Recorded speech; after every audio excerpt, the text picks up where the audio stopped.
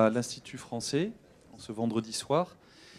Nous sommes très heureux de vous accueillir pour une nouvelle conférence scientifique en partenariat avec l'École centrale de Casablanca.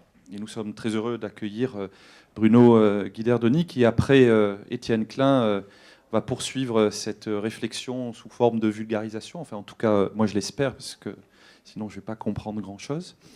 On remercie également vivement Bruno d'accepter que cette conférence soit enregistrée et mise sur notre chaîne YouTube. Donc si vous n'êtes pas encore abonné à la chaîne YouTube de l'Institut, je vous recommande d'y aller. Et vous retrouverez la conférence dans quelques semaines. Celle d'Étienne Klein y est d'ailleurs déjà. Sans plus tarder, je vais passer la parole à la directrice générale de l'École centrale de Casablanca, Rita Alarlou, qui va présenter le professeur Bruno Guiderdoni. Je vous souhaite une excellente soirée. Bien sûr, il y aura une session de questions-réponses à l'issue de la conférence. Voilà, merci beaucoup. Bonne soirée. Je passe la parole à Rita. Merci Alban.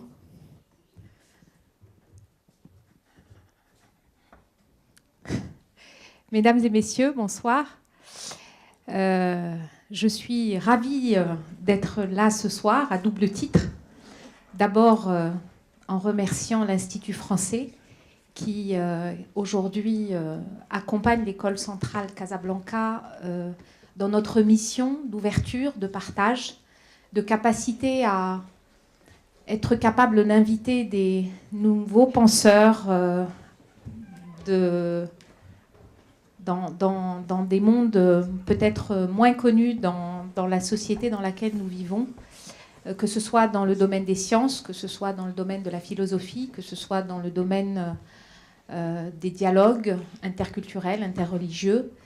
Et l'école centrale Casablanca a ce rôle, non seulement d'être dans la science et d'être dans la réflexion et le concept, mais d'également être très proche de la société dans laquelle nous vivons, parce que c'est par les hommes et les femmes et les citoyens que nous sommes capables d'avancer et de nous orienter vers des sujets aujourd'hui de plus en plus de lumière, je dirais. Deuxièmement, je suis très heureuse de vous présenter Bruno Abdelhak Guiderdoni, qui non seulement est un grand professeur, chercheur, spécialiste de l'astrophysique et en particulier de la création des galaxies. C'est Bruno qui a dirigé pendant son dernier mandat l'Observatoire de Lyon, mais c'est quelqu'un qui est également très proche du Maroc. C'est quelqu'un que j'ai connu dans des temps très éloignés, dans une autre vie. Et c'est Bruno qui m'a fait germer la petite graine de passion pour les sciences qui, je le remercie, fait aujourd'hui que je suis ce que je suis. Je l'ai connu donc dans un temps très ancien, mais à l'époque déjà, il était très intéressé par le Maroc, par la culture musulmane, par la culture islamique, et il a fait depuis un long chemin qui fait qu'aujourd'hui, il représente pour moi un des exemples de personnes capables de réunir les cultures, de réunir l'Occident et l'Orient, de réunir l'islam et toutes les autres religions et nous donner cet espoir dans la capacité à dialoguer, à rester ouvert, à rester connecté au monde et à être capable d'appréhender l'avenir avec beaucoup, beaucoup d'espoir. Merci Bruno. Merci Alban, merci Rita pour ces mots si chaleureux. Bonsoir à toutes et à tous. Masa al-Khair. Je suis très heureux d'être ici ce soir après une longue semaine passée à Casablanca où on a partagé avec les étudiants de l'école centrale et aussi les enseignants une passion commune pour la découverte de l'univers, la découverte des lois qui régissent le monde autour de nous.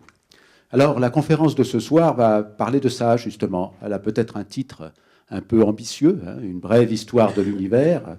Ce sera donc très bref, bien évidemment, par rapport 14 milliards d'années de l'univers, mais il se trouve que la physique contemporaine, la cosmologie, qui est la science qui s'intéresse aux grandes échelles de l'univers, à son histoire, à ses structures, il se trouve que la science a maintenant quelques lueurs sur l'histoire passée.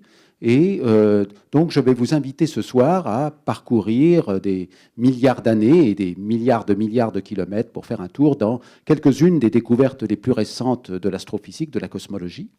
On va partir très loin, mais vous allez voir que cette méditation, qui va nous emmener aux confins de l'univers observable et même au-delà, va nous ramener ici, sur Terre, à la fin. Et je crois que les scientifiques, comme l'a dit Rita, ont aussi une responsabilité citoyenne dans le cadre de cette citoyenneté globale qu'on appelle tous de nos voeux, pour un dialogue des cultures et des civilisations, un dialogue entre les cultures et les civilisations, mais aussi un dialogue avec la science, qui est notre patrimoine commun, de même que le monde est notre patrimoine commun, que la Terre sur laquelle nous vivons est le vaisseau, la maison commune de toute l'humanité. Alors on va partir d'abord, je vais m'asseoir parce que je crois que c'est la seule façon pour moi d'avoir accès à l'ordinateur. On va partir pour un voyage. Alors ici, voilà, oui, ça va démarrer. Oui, voilà. On va partir pour un voyage à partir de cette photo fondatrice qui a été prise pendant l'hiver 1968, au mois de décembre. Les astronautes de la mission Apollo 8 se sont éloignés pour la première fois de la Terre. Et ils ont pris cette photo qui est, à mon avis, c'est une icône. C'est une photo fondatrice de la culture contemporaine. C'est la première fois que la Terre apparaît dans son ensemble sur une photo. Les astronautes étaient en route vers la Lune. Ils ont fait juste un tour de la Lune et ils sont revenus vers la Terre. Ils ne se sont pas posés sur la Lune en 1968. La fusée qui a emmené les astronautes sur la Lune est partie 6 mois plus tard, au mois de juillet 1969. Mais ils ont, dans cette nuit de l'hiver 1968, transmis à la Terre des méditations, en disant, voilà, la Terre si fragile dans l'espace, la Terre une où nous ne voyons pas les divisions entre les hommes, les frontières, les limites, la Terre aussi où la vie, ce miracle de la vie, réside dans les océans, cette épaisseur d'environ 4 km d'eau qui recouvre les 3/4 de la surface de la Terre, et aussi dans l'atmosphère, une couche si ténue qu'on ne la voit pas sur la photo, on voit juste les nuages, une couche d'une dizaine de kilomètres d'épaisseur. Et toute la vie sur Terre depuis des milliards et des milliards d'années est abritée dans cette couche d'air et cette couche d'eau. Et la Terre est un vaisseau fragile qui navigue dans l'immensité de l'espace. Alors, en cet hiver 1968, au mois de décembre, la situation internationale n'est pas bonne. Il y a la guerre un peu partout, la guerre du Vietnam en particulier, qui touche beaucoup les Américains, comme vous le savez, et aussi les Vietnamiens. Mais il y a d'autres tensions dans le monde. Et il y a un message d'espoir qui est envoyé par radio, par ces astronautes qui lisent des passages de la Bible, la création du monde. Voilà. On peut peut-être s'élever au-dessus des conflits locaux pour essayer d'avoir une vision avec une certaine hauteur. Et depuis cette aventure spatiale, on a envoyé des sondes un peu partout dans le système solaire et on s'est éloigné de la Terre. Et vous voyez une photo où on voit le système Terre-Lune, éclairé par la droite. Le Soleil est à droite, il éclaire la moitié de la Terre, la moitié de la Lune. Voilà qu'on s'éloigne. Et les sondes qui ont été envoyées sont arrivées très loin. Voilà la sonde qui a transmis la photo de la Terre prise le plus loin. C'est cette sonde qui a été envoyée d'abord pour survoler Jupiter et Saturne. C'est la sonde Voyager 1 qui a pris cette dernière photo en 1990 de la Terre vue à la distance de 6 milliards de kilomètres. C'est le petit point que j'ai agrandi là. C'est la dernière photo transmise. Après, la sonde est trop loin pour transmettre des photos. C'est la dernière photo transmise, celle que l'astrophysicien Carl Sagan a appelée le pale blue dot, le petit point bleu. Et il écrit une page assez touchante, je crois, sur toute l'aventure humaine qui tient finalement sur cette petite poussière vue à la distance de 6 milliards de kilomètres. Et je vous rappelle que la distance de la plus proche étoile, c'est environ 40 000 milliards de kilomètres. Donc on est encore dans la banlieue de la Terre, dans la banlieue du système solaire, et la Terre apparaît déjà comme un grain de poussière parmi l'immensité de l'espace. Et cette immensité de l'espace, c'est justement le sujet de l'investigation astronomique.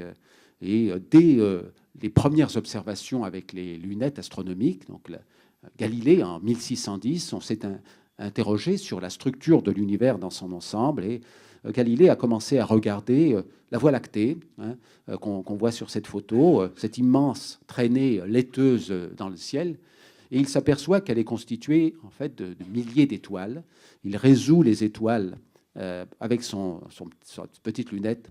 Et on ne voit pas les étoiles une à une, on voit une traînée laiteuse, un peu comme une forêt vue de loin apparaît comme un feuillage et pas comme les feuilles comptées une à une. Si on regarde la forêt avec des jumelles, et on voit que ce feuillage est constitué de feuilles. C'est un petit peu la même chose qui se passe avec la Voie lactée. On voit une traînée laiteuse. Dès qu'on commence à regarder plus précisément avec un télescope, on s'aperçoit que la Voie lactée est composée de milliers d'étoiles, en fait de millions d'étoiles et même de milliards d'étoiles. Et les grandes taches plus sombres sont en fait des nuages de gaz et de poussière à partir desquels les étoiles se forment. Alors voilà une autre galaxie, ce n'est pas notre Voie lactée, la Voie lactée est notre galaxie, notre ensemble de 100 milliards d'étoiles. Et quand on regarde dans le ciel, dans l'hémisphère nord, on voit à l'œil nu, mais c'est à peine visible, une autre grosse galaxie, qui est la galaxie d'Andromède, Messier 31. Et sur cette photo, tous les points lumineux que vous voyez sont en fait des étoiles de notre Voie lactée à l'avant-plan. Et l'ensemble de forme elliptique est une autre galaxie, la galaxie d'Andromède, qui elle-même a aussi 100 milliards d'étoiles. Et les deux taches plus grosses sont deux petites galaxies, qui ont peut-être seulement quelques milliards d'étoiles, qui tournent autour de la galaxie d'Andromède. Et la galaxie d'Andromède est notre plus proche voisine. Et la découverte de la distance de la galaxie d'Andromède, qui se situe à 2,1 millions d'années-lumière de nous, a été la fondation de la cosmologie observationnelle. On s'est rendu compte que les étoiles qui sont à des dizaines, des centaines, des milliers d'années-lumière sont en fait toutes proches. Les galaxies sont beaucoup plus loin et ce sont d'autres ensembles de centaines de milliards d'étoiles. Et c'est la découverte qui a été faite au début de ce siècle, donc à la fin des années 1920. Et c'est cette découverte qui est fondatrice de notre vision actuelle de l'univers, où les étoiles se regroupent dans des ensembles très vastes de centaines de milliards d'étoiles. Et ces ensembles sont séparés par un vide intergalactique très très grand, où on peut voyager pendant des centaines de milliers d'années, voire des millions d'années, où la lumière peut voyager pendant des centaines de milliers d'années, voire des millions d'années, avant de connecter une galaxie à l'autre. Alors, que sont les galaxies? Là, on voit une autre galaxie spirale proche, qui est la galaxie Messier 51. On la voit de face, alors que cette galaxie est vue plutôt par la tranche. Les galaxies sont comme des disques. C'est des disques, on peut dire aussi des galettes. Et ces galettes sont des zones où il y a du gaz qui, petit à petit, se transforme en étoiles. Des milliards d'étoiles qui éclairent, qui dégagent de l'énergie parce qu'elles abritent en leur sein des réactions thermonucléaires, un peu comparables à ce qui se passe dans les bombes à hydrogène. Et on voit les taches de poussière ici, à partir desquelles les étoiles vont se former. Ces poussières sont en fait des nuages de gaz dans lesquels il y a des poussières de carbone, de fer, d'azote, d'oxygène, alors de tous les éléments les molécules qui peuvent être formées à partir de ces éléments, parce que les étoiles tirent leur énergie de la fabrication des éléments lourds. Elles transforment l'hydrogène en hélium, l'hélium en carbone, le carbone en oxygène et ainsi de suite. Quand elles ont arrêté leur réaction thermonucléaire, elles explosent et elles éjectent dans l'espace ces éléments à partir desquels des poussières vont se former et les générations ultérieures d'étoiles vont éventuellement donner naissance à des planètes. On ne voit pas les planètes avec les télescopes parce qu'elles sont trop petites, elles sont trop peu lumineuses par rapport aux étoiles. Les étoiles brillent parce qu'elles sont très chaudes parce qu'elles abritent en leur sein des réactions thermonucléaires.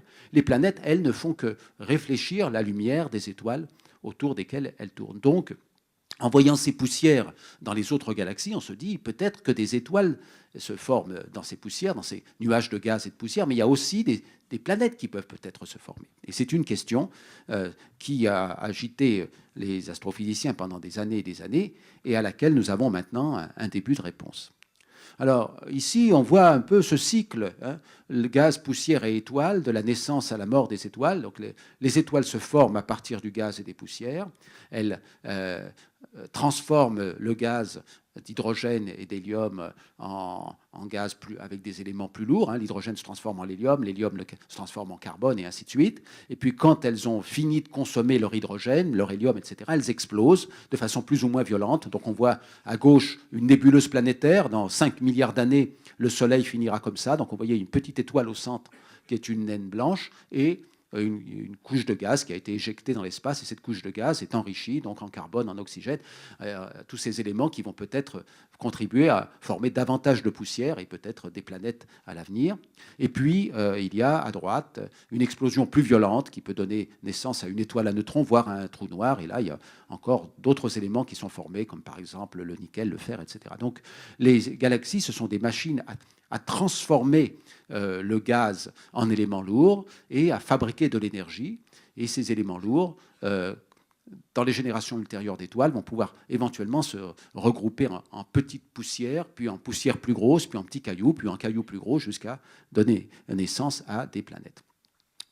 Alors voilà la vision la plus profonde que nous avons actuellement du ciel. On a utilisé le télescope spatial Hubble, qui tourne à 400 km d'altitude autour de la Terre, qui est un télescope qui est là depuis plus de 20 ans, je crois maintenant. Et on a posé pendant 1 million de secondes, c'est-à-dire à peu près 300 heures, sur une toute petite zone du ciel qui fait 11 arcs-minutes carrés. Pour mémoire, la surface de la pleine Lune que vous voyez dans le ciel, c'est à peu près 900 arcs-minutes carrés. Donc vous prenez un 90e de la surface de la pleine Lune et vous posez sur le ciel pendant 1 million de secondes, pendant 300 heures. Et voilà ce qui apparaît. Il y a environ 10 000 taches sur cette image, et la plupart de ces taches, à part quelques étoiles d'avant-plan, sont des galaxies qui se situent à des milliards d'années-lumière de nous. Alors les grosses taches sont des galaxies qui sont relativement proches. On les voit telles qu'elles étaient au moment où la lumière a été émise, il y a 1, 2, 3, 4 milliards d'années. Et les taches les plus petites, à peine distinguables à l'œil nu sur cette photo, sont des galaxies en formation, telles qu'elles étaient il y a 8, 10, 12 milliards d'années. Je vous rappelle que l'univers a environ 14 milliards d'années. Donc on est en train de saisir le moment de la formation des galaxies, parce qu'on ne voit pas l'univers de façon instantanée. On voit l'univers dans un cadre spatio-temporel, puisque la lumière qui nous apporte des messages de ces galaxies voyage à une vitesse finie de 300 000 km à la seconde. Et si on fait une règle de 3 pour essayer de voir combien de galaxies sont potentiellement observables avec le télescope spatial Hubble à cette profondeur, c'est-à-dire en posant 300 heures par pose de 11 arcs-minutes carrés, on s'aperçoit qu'il y a environ 100 milliards de galaxies qui sont accessibles à nos télescopes. Chaque galaxie comprenant environ 100 milliards d'étoiles. Cela fait donc 10 000 milliards d'étoiles qui sont potentiellement incluses dans l'univers accessible à nos télescopes. Alors on pourrait se dire, mais alors, faisons les catalogues simplement. On s'aperçoit qu'il faudrait 1 million d'années au télescope spatial pour faire les photos de toutes ces galaxies. Donc vous voyez les limites que l'univers impose à l'activité de l'astronome, le fait que nous faisons face à un univers tellement vaste que nous ne pouvons pas le cartographier dans son ensemble, nous pouvons seulement faire quelques sondages pour nous rendre compte de son immensité. J'ai parlé de la découverte des galaxies par Edwin Hubble, donc le astrophysicien américain dans les années 1920. Il y a un autre moment fondateur qui est la théorie de la relativité générale, avec les premiers papiers d'Albert Einstein en 1915-1916, et on fête cette année le 100e anniversaire de la théorie de la relativité générale. Étienne Klein, qui était ici il y a quelques mois, vous a longuement parlé de la théorie de la relativité générale. Vous savez que pour cette théorie, l'espace-temps n'est pas le simple contenant inerte de la matière et de l'énergie, comme pouvait le penser par exemple Isaac Newton, l'espace-temps étant la scène et la matière et l'énergie étant les acteurs. Non, Einstein nous apprend que la matière et l'énergie font partie de la pièce, comme le temps et l'espace. Ce sont des acteurs au même titre, et la matière-énergie courbe l'espace et ralentit l'écoulement du temps. Alors, on fait des petites représentations avec des dessins, mais fondamentalement, c'est quelque chose d'assez complexe du point de vue mathématique, mais on peut vérifier cela maintenant avec une grande précision grâce aux technologies modernes. Et on voit par exemple sur ces photos comment les images d'arrière-plan sont courbées par la présence des galaxies d'avant-plan. C'est une illustration de l'effet de la courbure des rayons lumineux par la théorie prévue par la théorie de la relativité générale. Alors si on peut décrire l'espace et le temps en même temps que la matière et l'énergie, on peut écrire des équations qui sont celles de la cosmologie, du comportement de l'univers dans son ensemble. Et c'est cette science qui est née donc il y a maintenant environ 100 ans et qui a vraiment progressé. Alors qu'est-ce que ça veut dire que l'espace est courbe? En fait, ce n'est pas quelque chose de très angoissant. Ça veut dire que les expériences de géométrie que l'on peut faire dans l'espace ne donnent pas la réponse que l'on a apprise sur les bancs de l'école primaire. Hein. Quand on dessine un triangle, on apprend sur les bancs de l'école primaire que la somme des angles intérieurs au triangle est égale à 180 degrés. Ça, c'est vrai dans un cas particulier d'espace, l'espace euclidien. Mais dans le cas le plus général, comme l'a montré déjà Riemann, le grand mathématicien allemand au XIXe siècle, la somme des angles intérieurs d'un triangle peut être plus grande que 180 degrés ou plus petite que 180 degrés, suivant la nature de la courbure de l'espace. Donc l'espace, a priori, est courbe, et les astrophysiciens, les cosmologistes s'intéressent à cette courbure. L'autre grande découverte fondatrice de la cosmologie, dans les années 1920, au début des années 1930, c'est la découverte de l'expansion de l'univers par Edwin Hubble.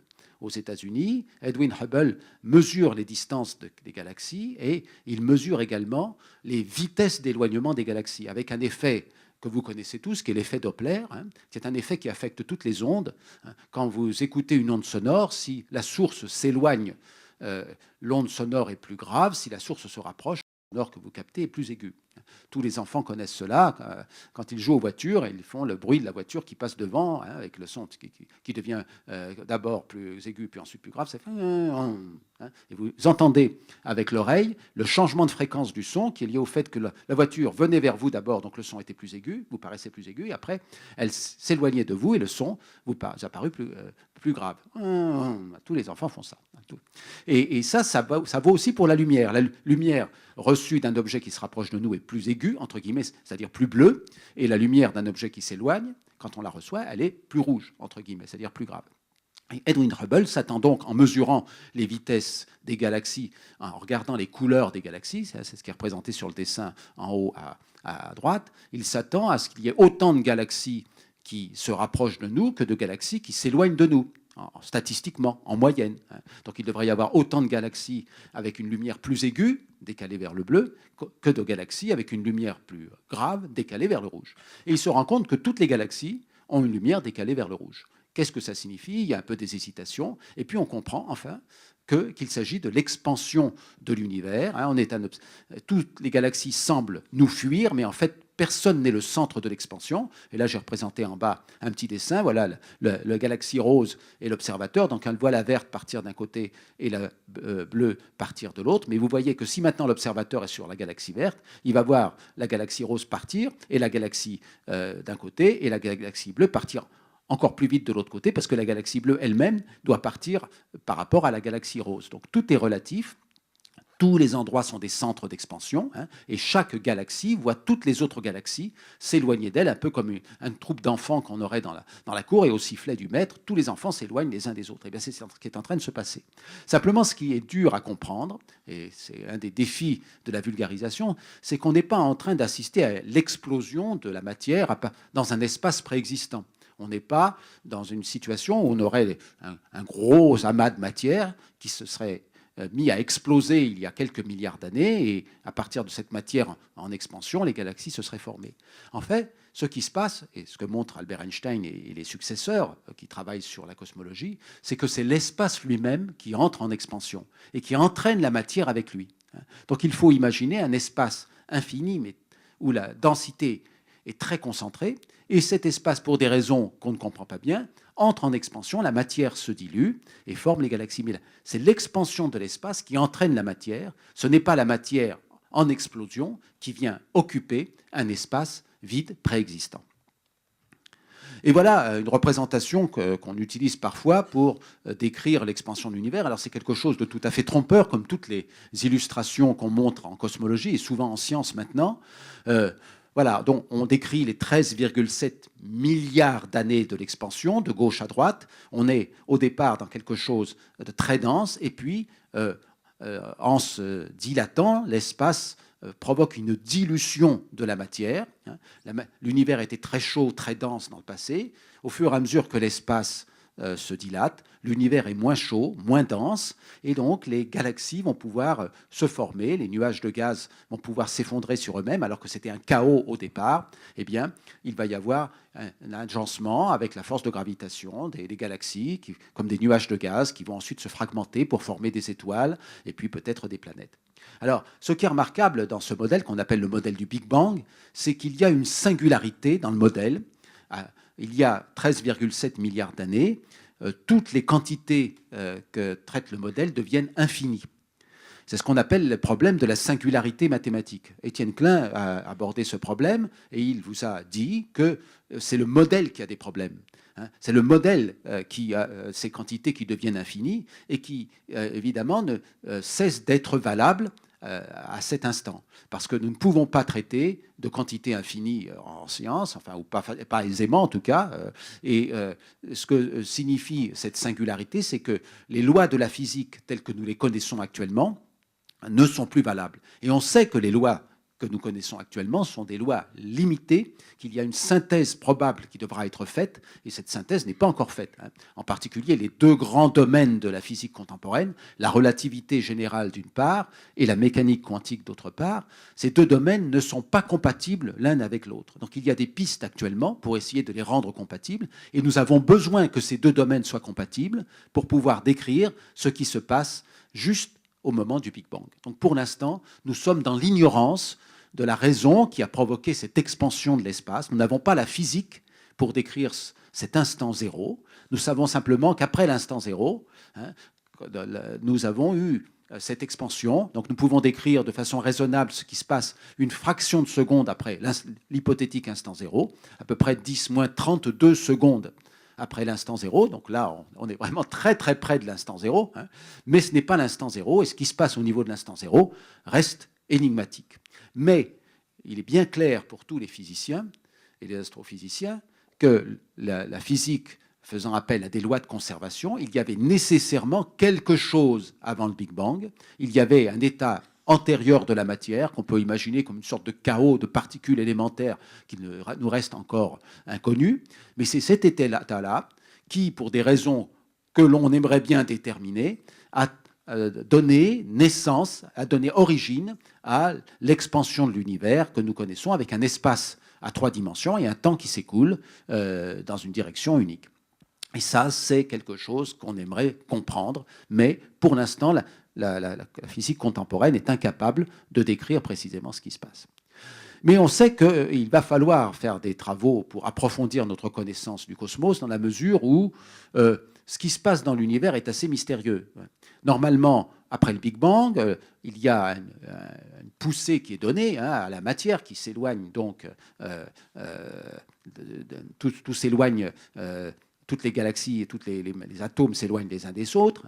Et cette poussée va ralentir en raison de la force de gravitation de l'univers lui-même. Et la grande surprise de ces mesures qu'on a fait depuis des années et des années, mais particulièrement depuis une quinzaine d'années, c'est qu'il y a quelque chose qui prend le relais du ralentissement de l'expansion de l'univers lié simplement à sa propre gravité. Il y a quelque chose qui est en train de pousser l'expansion de l'univers et de faire accélérer l'expansion de l'univers, alors qu'on s'attend à ce que l'univers ait une expansion décélérée ou ralentie par sa propre masse. On observe ça dans le passé, mais maintenant, l'expansion de l'univers est en train d'accélérer. Et on n'a aucune interprétation de cette accélération. La cause, on l'appelle énergie sombre, mais on ne sait pas ce qu'est l'énergie sombre. Et c'est un des grands problèmes de la physique contemporaine, parce que quand on fait le recensement de ce qui se trouve dans l'univers, on voit que les étoiles, les planètes, etc., ça représente 0,4% de la masse de l'univers. Le gaz qui n'a pas formé encore d'étoiles et de planètes, ça représente 3,6%. Tout ça, ça fait 4%.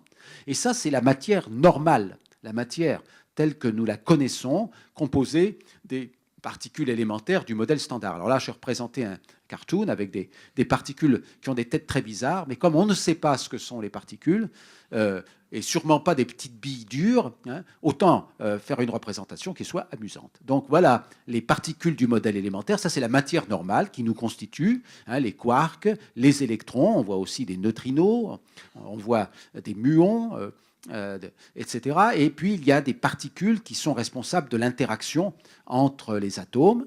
Et puis récemment, vous le savez, on a découvert la particule de Higgs, le boson de Higgs, qui se trouve en bas, avec un grand sourire sous forme d'étoile. Mais ça, ce ne sont pas les particules qui constituent cette énergie noire, et ni même cette matière noire qui est pesante, elle. On la voit à travers ces effets dynamiques sur les galaxies, mais on n'en connaît pas l'origine. Donc ni la matière noire, ni l'énergie noire ne peuvent être expliquées dans le cadre du modèle standard de physique des particules. Et probablement, il y a des indications dans cette énergie noire et dans cette matière noire sur ce qui a pu se produire au début de l'univers. Et donc, c'est un domaine de recherche très actif. Alors, j'ai parlé tout à l'heure de l'univers observable quand j'ai montré cette image qui a été prise par le télescope spatial Hubble. En fait, il faut imaginer notre vision de l'univers comme la vision d'une sphère. Nous sommes par définition ici et maintenant, au centre de notre univers observable, mais une autre galaxie va voir un autre univers observable autour d'elle. Et plus nous allons regarder loin, plus nous allons regarder dans le passé de l'univers. Donc, nous voyons d'abord autour de nous des galaxies proches que nous voyons telles qu'elles étaient il y a peut-être 1 million d'années, 1 milliard d'années, 2 milliards d'années, 3 milliards d'années, etc. Et puis au fur et à mesure que nous regardons loin, nous voyons des galaxies qui ont l'air de plus en plus jeunes parce que nous les voyons au moment où la lumière a été émise, il y a 5, 6, 7, 8, 9, 10 milliards d'années. Et nous voyons même des galaxies en formation qui sont saisies alors que l'univers n'avait que 1 ou 2 milliards d'années. Et à force de regarder dans le passé, on arrive à ce qu'on appelle l'horizon cosmologique, qui correspond au temps t égale 0. Et ça, c'est le moment du Big Bang. Malheureusement, on ne peut pas observer le moment du Big Bang parce qu'à force de remonter dans le passé de l'univers, on arrive à un moment où l'univers était particulièrement chaud et dense et ne pouvait plus laisser passer les rayons lumineux, les photons. Et donc on arrive à un moment où on rencontre ce qu'on appelle l'horizon photonique, c'est-à-dire une limite qui sépare le moment où l'univers est transparent, donc de nous ici et maintenant jusqu'à cette surface, et puis après la surface de l'horizon photonique sépare la zone quand l'univers était transparent de la zone quand l'univers était opaque. Et c'est ça qui voile l'horizon cosmologique. Alors bien évidemment, nous ne sommes pas au centre de l'univers. Nous sommes au centre de l'univers observable, de notre univers observable, mais nous ne sommes pas au centre de l'univers. Il y a d'autres galaxies en dehors de notre univers observable, mais la lumière de ces galaxies ne nous a pas encore rejoints. Mais plus on attend, chaque année, en quelque sorte, l'univers observable gagne une année-lumière, c'est-à-dire qu'on voit plus loin. Alors évidemment, il faudrait attendre très longtemps avant d'arriver à voir peut-être toutes les galaxies qui se trouvent dans un univers observable 2 fois plus gros que celui dans lequel nous sommes actuellement, mais c'est quelque chose qui doit être compris. Nous ne sommes pas au centre de l'univers observable, nous sommes au centre de l'univers observable.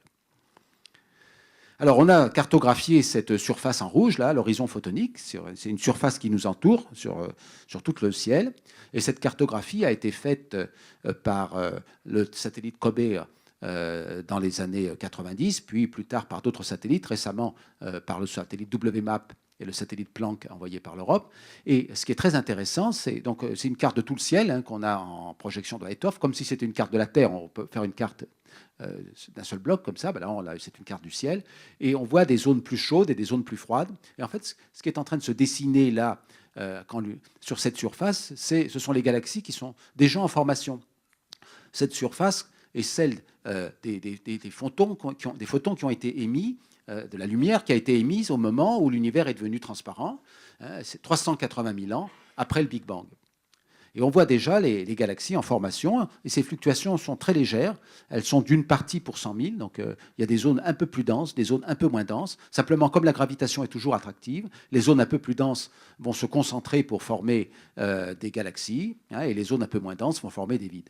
Le fait que la gravitation soit toujours attractive produit la structuration de l'univers avec les galaxies, les grandes structures. Alors, il y a une grande diversité de formes dans l'univers. Et la question qui se pose, c'est de savoir si l'univers est spécial ou si tout vient par hasard en quelque sorte. Alors je vous rappelle, là on revient un petit peu en arrière, que Nicolas Copernic a arraché la Terre du centre de l'univers lors de la publication de son livre. Et ce qui est remarquable, c'est qu'on a fait de cette idée-là que la Terre n'est pas au centre de l'univers, un principe d'astronomie. C'est ce qu'on appelle le principe de Copernic. Le principe de Copernic dit que nous sommes ordinaires dans l'univers, que la Terre n'occupe pas une position centrale ni spéciale dans l'univers. La Terre est une planète ordinaire qui tourne autour d'une étoile ordinaire, le Soleil. Il y a plein d'étoiles comme le Soleil dans la Voie lactée, dans les autres galaxies. Et la Voie lactée elle-même est une galaxie tout à fait ordinaire, comme des millions, des milliards d'autres galaxies dans l'univers, des galaxies spirales. C'est ce qu'on appelle le principe de médiocrité.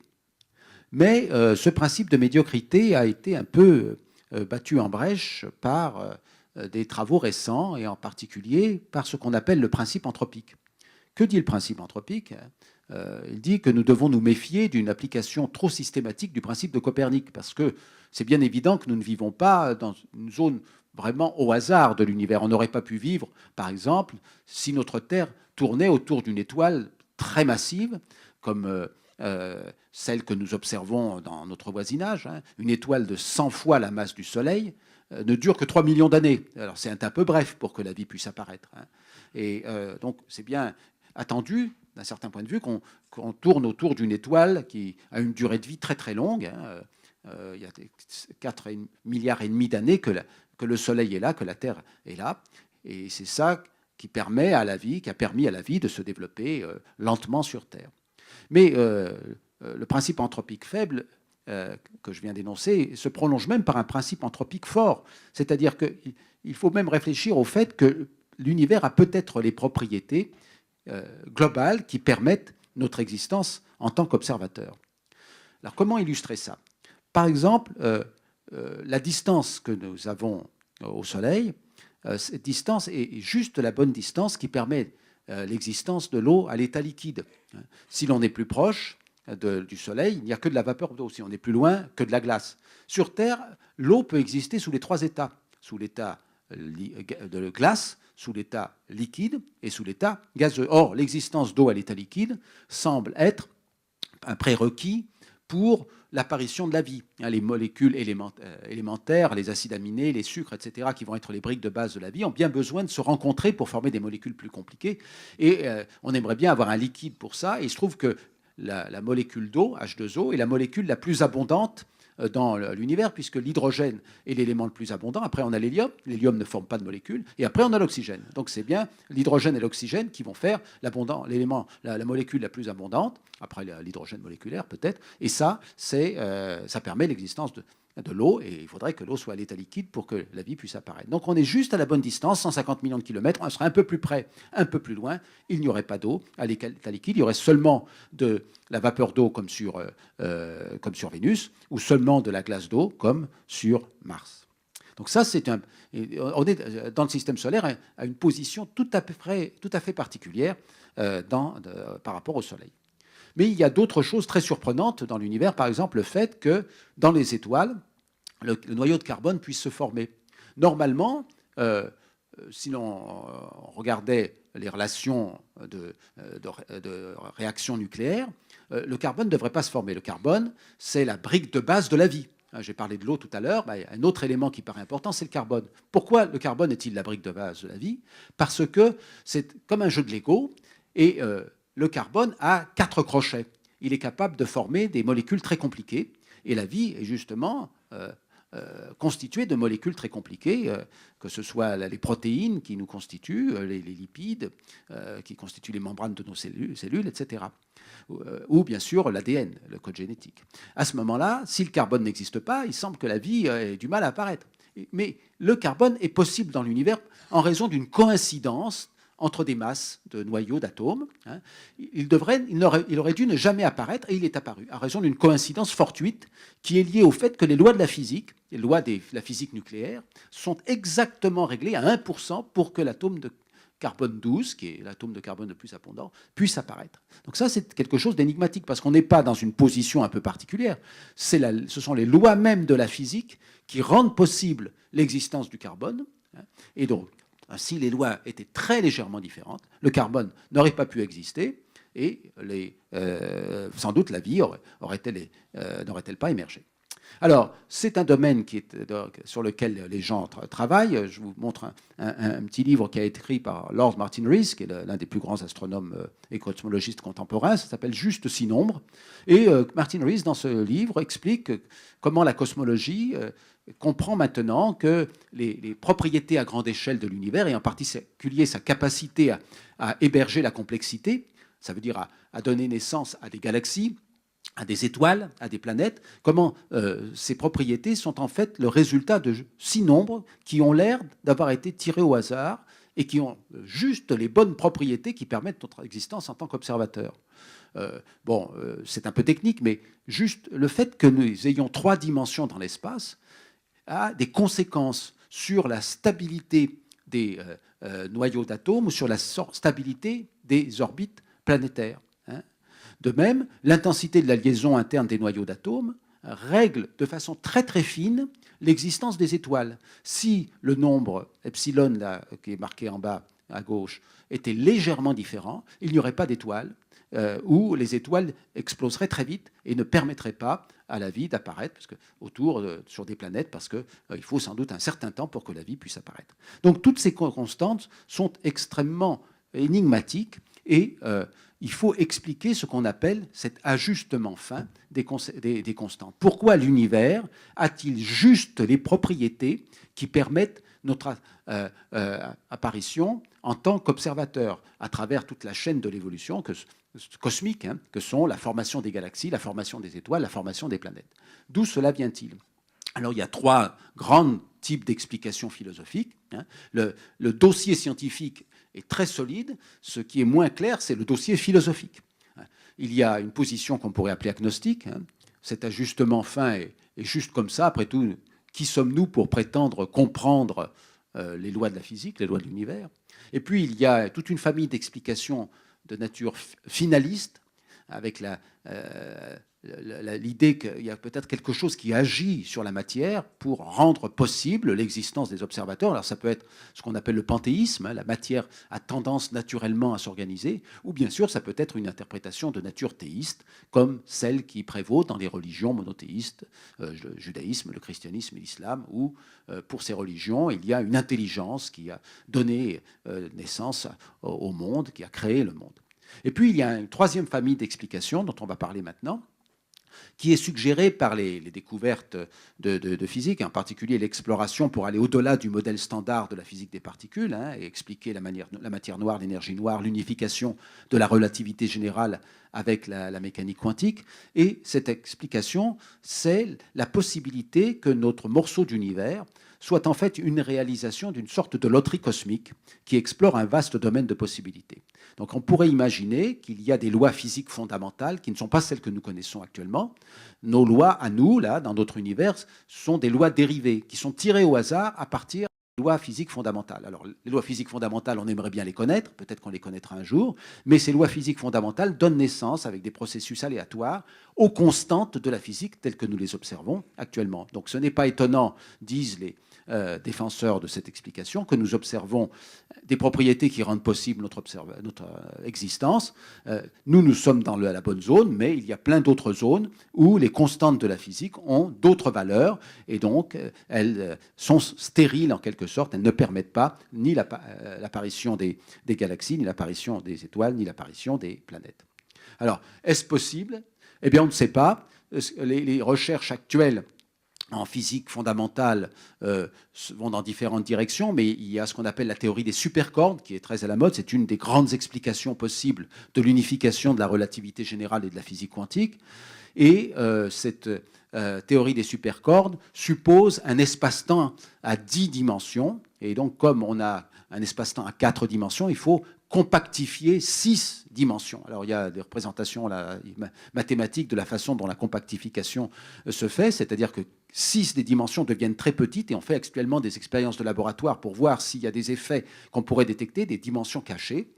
Mais le problème, c'est qu'il y a, semble-t-il, 10 puissance 500 façons de procéder à cette compactification. C'est-à-dire qu'il y a 10 puissance 500 façons de faire un univers, un morceau d'univers. Et le débat actuel en physique fondamentale consiste à savoir si ces 10 puissance 500 façons, c'est 1 suivi de 500 zéros. Je ne sais pas si vous pouvez imaginer ce nombre, on ne va même pas prendre le temps de le dire, puisque on serait là encore dans quelques minutes à prononcer des milliards de milliards de milliards. Eh bien, si ces 10 puissance 500 façons existent actuellement, on est en train de contempler une immensité incommensurable, en quelque sorte, de morceaux d'univers qui ont tous des propriétés différentes. Et nous sommes dans un des morceaux qui a les bonnes propriétés tirées au hasard, dans les constantes des lois dérivées tirées au hasard à partir de la compactification de ces 6 dimensions. Donc, y a-t-il vraiment ces 10 puissance 500 façons? Existent-elles réellement? Ou bien y a-t-il un processus encore inconnu qui sélectionne un mode de compactification et un seul, c'est-à-dire un seul univers? Et si il y a un processus qui sélectionne un seul mode de compactification, on n'a pas résolu le problème précédent, puisqu'on est toujours dans la constatation que ce mode unique, c'est celui qui permet notre existence en tant qu'observateur. Donc le mystère reste entier. Et s'il y a vraiment 10 puissance 500 façons, eh bien l'univers est absolument immense, et une représentation qu'on peut s'en faire, alors c'est vraiment des illustrations très schématiques, c'est qu'on est dans un espace extrêmement grand, et on a 10 puissance 500 bulles, c'est-à-dire 1 suivi de 500 zéros bulles. Chaque bulle a des lois dérivées où les constantes de la physique sont tirées au hasard. Et nous, alors la plupart de ces lois sont incapables d'abriter la complexité, sont des univers stériles, mais nous, on est dans l'univers qu'on appelle avec les lois K. Les lois K sont celles qui permettent l'existence des galaxies, des étoiles, des planètes, de la vie, etc. Et notre univers observable, c'est la sphère qui fait 13,7 milliards d'années-lumière de rayon, c'est la petite bulle bleue qui se trouve là, dans l'univers avec les lois K. Donc il y a déjà 100 milliards de galaxies dans l'univers observable, et on peut se dire, mais quelle est la taille de l'univers avec les lois K? La taille minimum. Alors, on a quelques idées là-dessus. Il semblerait que cet univers doive être au moins 10 puissance 90 fois plus grand, c'est-à-dire 1 milliard de milliards de milliards de milliards de milliards de milliards de milliards de milliards de milliards de milliards de fois plus grand. J'ai dit 10 fois 1 milliard. Et dans cet univers, il y a des galaxies, il y a des étoiles, il y a des planètes, puisque ce sont les mêmes lois que chez nous. Simplement, ce n'est pas observable, puisque notre univers observable, c'est juste une petite sphère autour de notre galaxie. Ça, c'est la contemplation que nous avons actuellement du cosmos, le plus loin possible. Et évidemment, on est en train de parler de dimensions absolument considérables. Et ça nous ramène à notre humanité sur cette petite planète Terre. Et l'autre grande découverte, j'avance dans l'exposé, l'autre grande découverte de la physique contemporaine et de l'astrophysique, c'est le fait qu'il existe des planètes autour des étoiles, des planètes partout. Ça, c'est une autre découverte, parce qu'on a fait ici un chemin, en quelque sorte, au bout de l'univers, au bout, entre guillemets, vous comprenez que l'univers étant infini, il n'y a pas de bout, mais au bout de l'univers, on voit un panorama absolument invraisemblable, ce panorama qu'on appelle le paysage, 10 puissance 500 bulles, chaque bulle étant immense, et nous, notre univers observable étant juste ce que nous voyons dans une des bulles. Et puis, on se rend compte qu'il n'y a pas simplement ces milliards et milliards de galaxies, ces milliards et milliards d'étoiles, mais autour des étoiles, il y a des planètes, des mondes comme la Terre, comme Mars, comme Vénus, comme Jupiter. Alors, on peut faire quelques photos, là c'est des exemples, mais les planètes sont très difficiles à détecter. Et pour l'instant, les meilleures techniques que l'on a pour détecter les planètes, c'est d'observer leurs vibrations, leurs conséquences sur la vibration du mouvement des étoiles. Donc on a une exoplanète, là, une planète qui tourne autour d'une étoile. L'étoile est dérangée par la présence de sa planète. Donc elle fait des mouvements d'avant en arrière. Donc on ne voit pas la planète, mais on voit l'étoile qui fait des allers et retours. donc elle est dérangée dans son mouvement, et comme on capte la lumière de l'étoile, on peut mesurer sa vitesse avec ce fameux effet Doppler. Quand l'étoile vient vers nous, la lumière est plus bleue, quand l'étoile s'éloigne de nous, la lumière est plus rouge. Et en étudiant ces allers-retours de l'étoile, cette vibration de l'étoile, eh bien, on déduit l'existence des planètes. Et il y a une autre technique qui est développée maintenant, qui consiste à regarder comment les planètes passent devant leurs étoiles, l'étoile autour desquelles elles tournent. L'étoile brille, et puis la planète passe devant l'étoile, et donc elle éclipse un petit bout de l'étoile. Et comme on a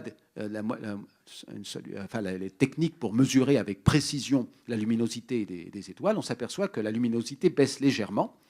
Et puis, après, elle remonte quand la planète arrête d'être devant l'étoile. Alors, si ça se passe une fois, on ne sait pas ce que c'est, mais si ça se passe 2 fois, 3 fois, 4 fois régulièrement, eh bien, on en déduit quelque chose sur l'existence de ces planètes. Et ça a permis aux satellites Kepler, mais aussi qui est américain, mais aussi satellite Corot, qui est européen, de mesurer, donc jusqu'en 2012, après il a eu une panne, mais jusqu'en 2012, un certain nombre de planètes. Donc on voit des planètes plus grandes que Jupiter, à droite, là, qui font à peu près 15 fois le rayon de la Terre, plus, des planètes comme Jupiter, qui font 10 fois le rayon de la Terre, des planètes comme Neptune, il y en a beaucoup, là, des planètes qui sont ce qu'on appelle des super-terres, qui sont un peu plus grandes que la Terre, à 2 rayons terrestres, et puis des planètes comme la Terre, qui ont à peu près le rayon de la Terre. Et la grande surprise, c'est qu'on voit déjà, avec ces techniques, apparaître des planètes comme la Terre, alors que ces planètes sont les plus difficiles à détecter, puisqu'elles sont les plus petites. Les planètes comme Jupiter, les super Jupiter ou les Jupiters sont très grosses. Les planètes comme la Terre sont petites, et on en voit déjà. Et en fait, on pense maintenant qu'il y a des planètes comme la Terre autour de toutes les étoiles. 100 milliards d'étoiles dans la Voie lactée, donc probablement 100 milliards de planètes comme la Terre. Alors on fait un petit diagramme, là je suis désolé c'est en anglais, c'est pour représenter un peu ce qu'on a trouvé. L'axe des X, là, c'est la période orbitale en jours.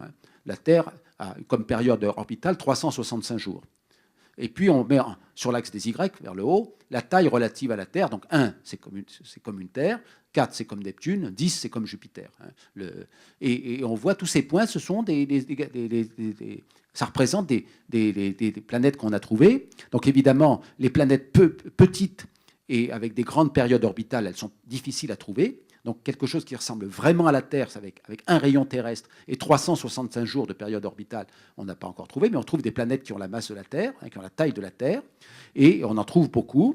Et ce qui est intéressant, c'est qu'il y en a même qui sont dans ce qu'on appelle la zone habitable. La zone habitable, c'est la zone, j'en ai parlé, qui permet l'existence de l'eau à l'état liquide. Il faut une température d'équilibre à la surface de la planète d'environ 300 degrés Kelvin, c'est-à-dire à peu près quelques dizaines de degrés Celsius. Et ça, c'est la zone qui est représentée en vert. Et vous voyez que sur le dessin, il y a un certain nombre de planètes, comme la Terre, comme Neptune, comme Jupiter, qui sont dans la zone habitable. Et on peut même avoir une idée de la composition de ces planètes. Donc on trouve des planètes, peut-être c'est un peu technique, mais on trouve des planètes comme la Terre, faites de roches. On trouve des planètes gazeuses, comme Jupiter, Uranus. Et on trouve des planètes qui sont des planètes d'eau. Des planètes composées en grande partie d'eau, probablement de l'eau solide, si elles sont en dehors de la zone habitable, de l'eau sous forme de glace, mais ça peut être aussi de l'eau sous forme liquide, des planètes océans. Alors voilà un des derniers systèmes qu'on a trouvé, ce sont des schémas, ce ne sont pas des photos, on n'a pas encore la possibilité de prendre des photos des surfaces des planètes. Voilà, on a représenté le système solaire avec Mercure, Vénus, la Terre et en vert la zone habitable autour de la Terre. Bon, dans le système solaire, je veux dire, bon, ça va jusqu'à Vénus, peut-être c'est un peu ambitieux, mais le système de Kepler, de l'étoile qui s'appelle Kepler 186, a 5 planètes, B, C, D, E, F, et la planète F a la masse de la Terre et elle se trouve dans la zone habitable. Donc il y a un certain nombre de candidats de planètes qui sont comme la Terre et dans la zone habitable. Alors on peut même faire des vues d'artistes, ça c'est une autre planète qui s'appelle Gliese 667cc. Elle est dans la zone habitable de son étoile. Elle est un peu plus grosse que la Terre, elle fait 4,5 fois la masse de la Terre, donc elle a probablement une gravité plus importante, mais elle peut avoir de l'eau à l'état liquide, et le dessinateur ici a même représenté, vous voyez, des lacs. Et bien évidemment, la dernière question qui va nous occuper ce soir, c'est la question de la vie. On a vu que l'univers était peuplé d'une myriade de planètes, y a-t-il la vie sur certaines de ces planètes? Eh bien, nous n'avons pas la réponse pour l'instant, mais nous cherchons activement. Nous cherchons activement dans le système solaire déjà. Sur Mars, vous savez qu'il y a plusieurs sondes qui sont des robots qui sont posés sur Mars et qui grattent le sol pour essayer de comprendre l'histoire de Mars. Mars a eu de l'eau à l'état liquide pendant quelques centaines de millions d'années. Cette eau n'existe plus, mais on trouve des traces de ruissellement. Là, évidemment, ça ne dit peut-être rien pour les non-spécialistes, mais il y a des pierres ici qui ont été polies par des écoulements. Donc on trouve que l'eau a existé à l'état liquide sur Mars. Maintenant, elle est seulement sous forme de glace ou de façon très ténue de vapeur d'eau. Trouvera-t-on un jour des fossiles de microbes sur Mars? On aimerait bien, évidemment, le savoir. Peut-être la vie existe-t-elle sur Europe, l'un des satellites de Jupiter. Europe est une planète de glace, mais elle est perturbée par Jupiter. Il y a des effets de marée qui font que l'intérieur de la planète est plus chaud et on pense qu'il y a un océan d'eau liquide sous la glace d'Europe, peut-être à 1 kilomètre de profondeur. Donc il y a des projets, dans un horizon un peu lointain, pour envoyer une sonde sur Europe et aller forer la glace de façon à trouver éventuellement des formes de vie élémentaires qui pourraient exister sur Europe. La vie existe-t-elle sur Titan? Donc là, c'est une photo qui a été prise de la surface de Titan, satellite de Saturne, par la sonde européenne Cassini-Huygens, qui s'est posée à la surface de Titan et qui a observé des lacs de méthane, puisqu'il fait tellement froid que l'eau est glacée, mais le méthane existe à l'état liquide. Peut-il y avoir la vie sur cette planète? On ne sait pas. Et là aussi, il y a des projets à horizon plus ou moins lointain pour aller faire des mesures. Et puis, la vie existe-t-elle sur d'autres planètes?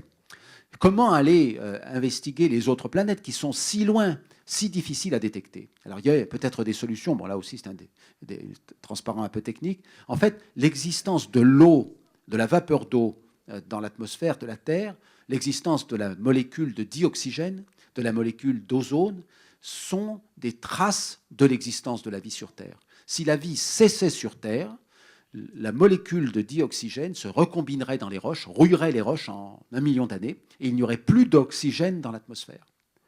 Avoir de l'oxygène, c'est la preuve qu'il y a des phénomènes non géologiques en œuvre, et on peut supposer à ce moment-là qu'il y a des formes de vie élémentaires. L'oxygène sur Terre a été fabriqué par les plantes, par les micro-organismes, ce qu'on appelle les algues bleues, etc.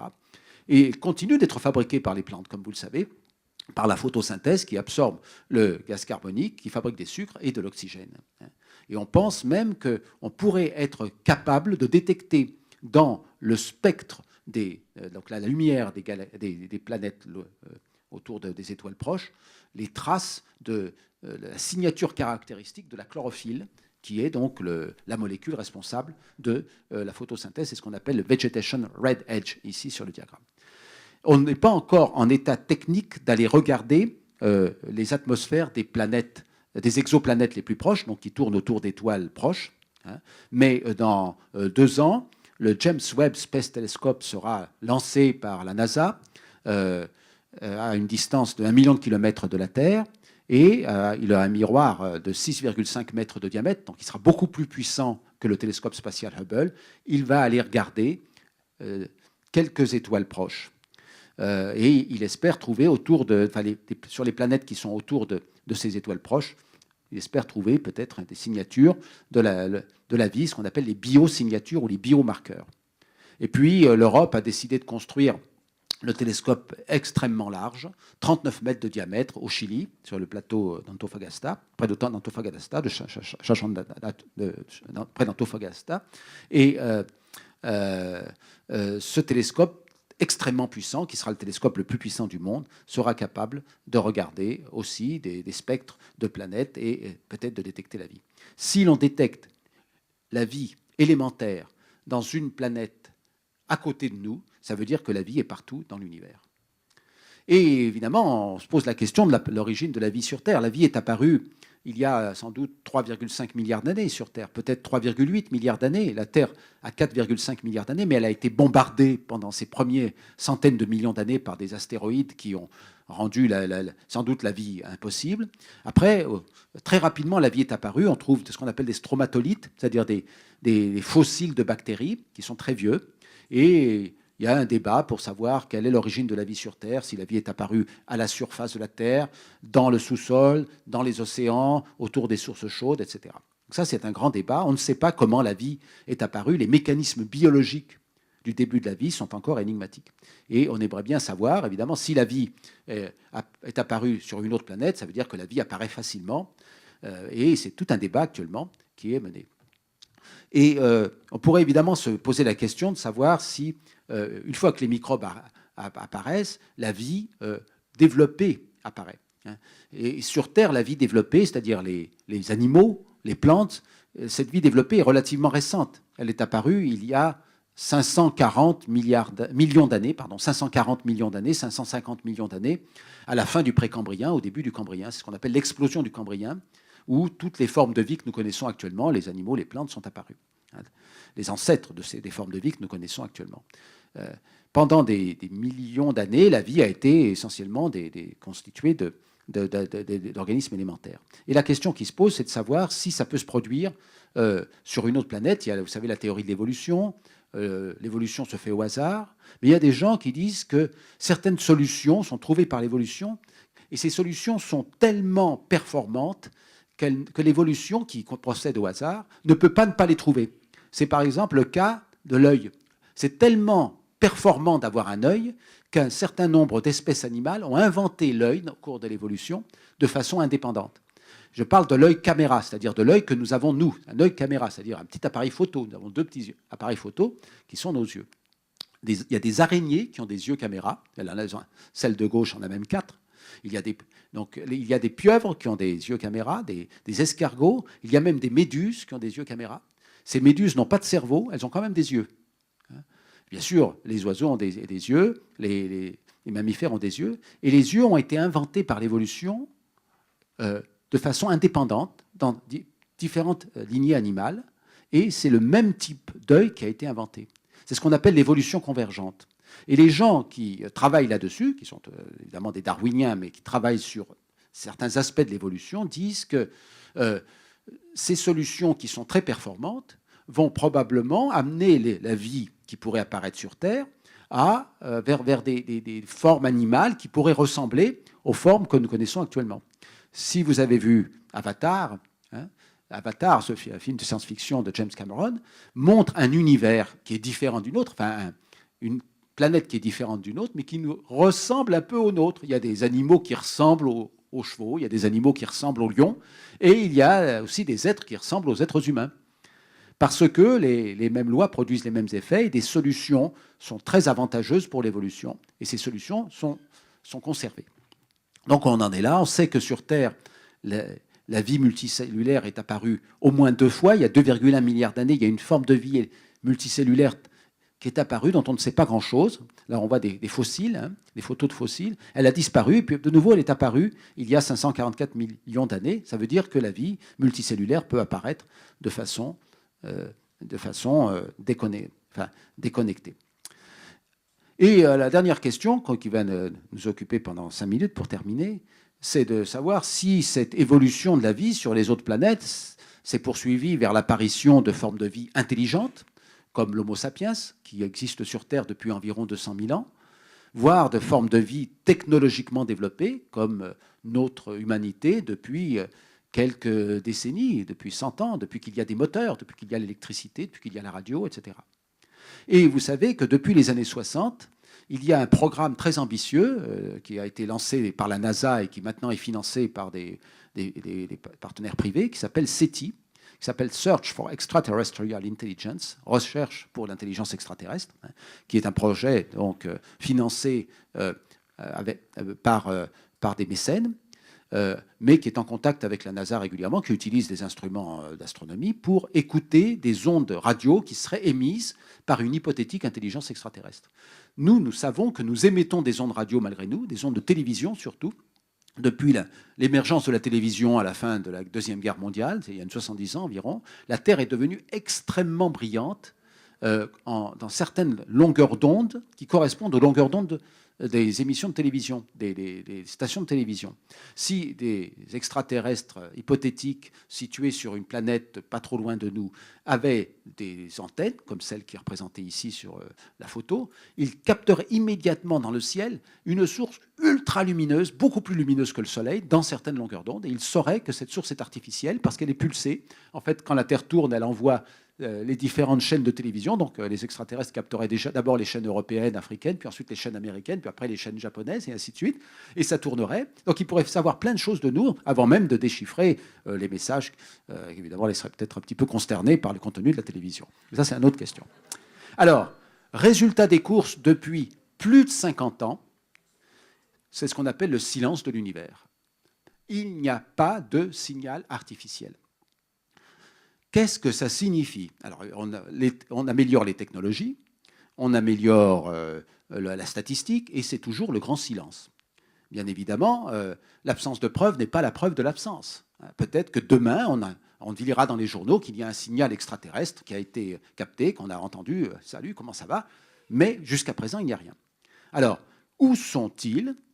Et s'ils ne sont pas là, si l'univers est vide d'intelligence extraterrestre, au moins dans l'univers autour de nous, alors que tout semble laisser penser que les planètes sont très nombreuses, que la vie apparaît facilement, que si la vie apparaît, elle se développe vers la vie multicellulaire, et que l'évolution convergente va peut-être et probablement amener vers des formes d'intelligence, parce que le cerveau, c'est un avantage évolutif absolument considérable. Une fois que l'évolution a trouvé le cerveau, elle le conserve. Elle le conserve dans l'évolution. Eh bien, s'ils ne sont pas là, c'est qu'il y a eu un filtre. C'est ce qu'on appelle the Great Filter en anglais. C'est introduit par un astrophysicien qui s'appelle Robin Hanson. Quelle est la nature de ce filtre qui a empêché la plupart des planètes d'héberger une forme de vie intelligente? Autrement dit, pourquoi n'est-on pas dans Star Wars? Pourquoi n'assiste-t-on pas à des trajets spatiaux avec des intelligences extraterrestres ultra développées, avec des types, toutes les extraterrestres de Star Wars, hein, ceux qui sont dans les bars le soir, là? Pourquoi il n'y a pas ça? Pourquoi ils ne viennent pas prendre un coup chez nous, hein, alors qu'ils sont tous là depuis des... Nous, on est technologiquement développés depuis 70 ans ou 100 ans, on a des avions depuis 100 ans ou 120 ans, eux, ils ont des fusées depuis très longtemps, pourquoi ils ne viennent pas? Et ça, c'est un problème philosophique. Et il y a des gens qui travaillent là-dessus de façon très sérieuse. Quel est le grand filtre qui a empêché cela? Alors, il y a trois possibilités. Il y a ce qu'on appelle le goulet à l'émergence. Ça s'appelle the emergence bottleneck, le goulet à l'émergence. C'est l'hypothèse de la Terre rare. Alors oui, disent ceux qui défendent cette hypothèse, vous nous dites qu'il y a beaucoup de planètes, d'accord? Vous nous dites que la vie apparaît facilement, ok, mais la Terre est quand même particulière. Elle a la bonne distance à son étoile centrale, elle a la bonne masse de l'étoile qui évolue lentement, elle a une orbite planétaire stable, etc. Donc il liste toutes les conditions ici. Et si toutes ces conditions sont réunies, ça fait que la Terre est quand même exceptionnelle. Et donc, voilà, la vie n'apparaît pas en général. La vie apparaît de façon très, très, très, très rare. Et nous sommes sur une planète où la vie est apparue et on a beaucoup de chance, mais il ne faut pas s'attendre à trouver la vie ailleurs. Ça, c'est la première explication. Il faut dire que cette explication, elle a de plus en plus de mal à tenir au fur et à mesure qu'on observe des planètes, qu'on travaille sur les conditions de ces planètes, les conditions physiques, qu'on travaille aussi sur la disponibilité des briques de base de la vie. On a le sentiment que vraiment toutes ces planètes ont les conditions requises. Donc, est-ce qu'il y a vraiment un goulet à l'émergence? L'autre explication possible, c'est ce qu'on appelle le goulet gaïen. Le Gaian bottleneck. Alors, qu'est-ce que c'est que le goulet gaïen? Quand on retrace l'histoire de la Terre, on se rend compte que n'importe quelle planète est en danger. Parce qu'il y a deux menaces qui la guettent, la boule de neige et le désert. Dès qu'une planète refroidit un peu, par exemple en raison de l'inclinaison un peu différente sur son orbite, etc., les molécules volatiles qui se trouvent dans l'atmosphère, d'abord l'eau, puis le gaz carbonique, puis le méthane, se mettent à geler. En gelant, la surface de la planète est un peu plus blanche. Comme la surface est un peu plus blanche, elle réfléchit davantage les rayons du soleil, de son étoile. À ce moment-là, la planète est encore un peu plus froide. Du coup, les volatiles se condensent davantage, font encore plus de glace. Et la planète devient de plus en plus blanche. Et donc, elle est de plus en plus froide. Ça s'est passé sur Terre à plusieurs reprises dans l'histoire passée de la Terre. Au contraire, Si pour une raison ou pour une autre, la planète devient un petit peu plus chaude, la glace va commencer à s'évaporer. Et le permafrost, par exemple, donc les terres gelées vont commencer à dégazer leur méthane, leur gaz carbonique, leur vapeur d'eau. Donc il va y avoir de plus en plus de gaz dans l'atmosphère. Ça va faire un effet de serre qui va réchauffer la planète. Et comme la planète est plus chaude, la glace va encore plus s'évaporer. Et donc on montre en géologie que très rapidement, une planète, dès qu'elle a une petite contrariété, évolue soit vers une planète boule de neige, soit vers une planète désert, où toute la vapeur et toute l'eau est transformée en vapeur d'eau, et ensuite, malheureusement, quand l'eau est sous forme de vapeur, elle s'évapore dans l'espace, et donc la planète est complètement sèche. Ça s'est passé sur Terre, mais sur Terre, il y a un autre acteur qui a rendu la Terre toujours habitable. Et cet acteur, c'est la vie. Donc la Terre était habitable pour la vie, et la vie a maintenu l'habitabilité de la Terre. Dès qu'il y a un peu trop de gaz carbonique, qu'est-ce qui se passe? Eh bien, les plantes poussent très bien. Elles sont très contentes d'avoir plus de gaz carbonique. Donc, elles absorbent le gaz carbonique. S'il y a un peu moins de gaz carbonique, eh bien, les plantes, elles sont un petit peu moins ambitieuses, elles font moins de feuilles, etc. Et donc, ce phénomène de la vie a tendance à réguler le gaz carbonique qui existe dans l'atmosphère et donc à réguler l'effet, enfin, le taux de gaz carbonique pour que la vie puisse apparaître et qu'on évite la double catastrophe de la boule de neige et du désert. Regardez sur la photo d'en bas, on a représenté à l'échelle la masse d'eau salée dans les océans, c'est la petite boule bleue, et la masse d'eau douce sur Terre, c'est la toute petite boule. Si on perd ça, c'est fini, la Terre n'est plus habitable. Et ce n'est pas grand-chose, il y a peu d'eau sur Terre. Et en fait, on pense que l'eau sur Terre a été apportée par des comètes, parce que l'eau, à l'origine, s'est évaporée au moment du bombardement météoritique qui s'est produit au début de la Terre. Donc cette eau-là, elle est précieuse. On ne pourra pas la récupérer si on la perd. Donc la Terre a permis, par la vie, de sortir, de ne pas aller trop profondément dans ces évolutions pathologiques que sont la boule de neige et le désert, même s'il y a eu des phases glacées sur Terre et des phases chaudes sur Terre, la vie a survécu à ces phases et a permis de ramener la Terre dans le droit chemin, en quelque sorte, vers des conditions où la vie peut se développer. Alors, est-ce que c'est ça le grand filtre? Ouais, on appelle l'effet gaïen de la déesse de la Terre, Gaïa, cette capacité qu'a la vie de prendre en main, en quelque sorte, les conditions climatiques pour les réguler de façon à laisser toujours les conditions habitables. Hein. C'est un phénomène de feedback physique, hein. Ce n'est pas quelque chose de mystique. Hein. Je suis en train de parler de quelque chose qui est étudié de façon physique, la capacité de la vie à influer par un forçage sur l'évolution naturelle de la planète en boule de neige ou en désert. Alors, est-ce que c'est là que se situe le grand filtre? Est-ce que la vie apparaît fréquemment, mais la plupart du temps, elle est incapable de prendre en main sa planète pour assurer des conditions stables, et donc la planète évolue soit vers la boule de neige, soit vers le désert, c'est possible. La troisième possibilité, si ce n'est ni à l'émergence que se trouve le goulet, ni au niveau du filtre gaïen, c'est-à-dire le goulet gaïen, c'est-à-dire la prise en main de l'évolution de la planète par la vie, peut-être ce filtre se situe-t-il plus tard dans l'autodestruction des civilisations technologiquement développées, et il y a des gens qui défendent ce point de vue-là. Hein.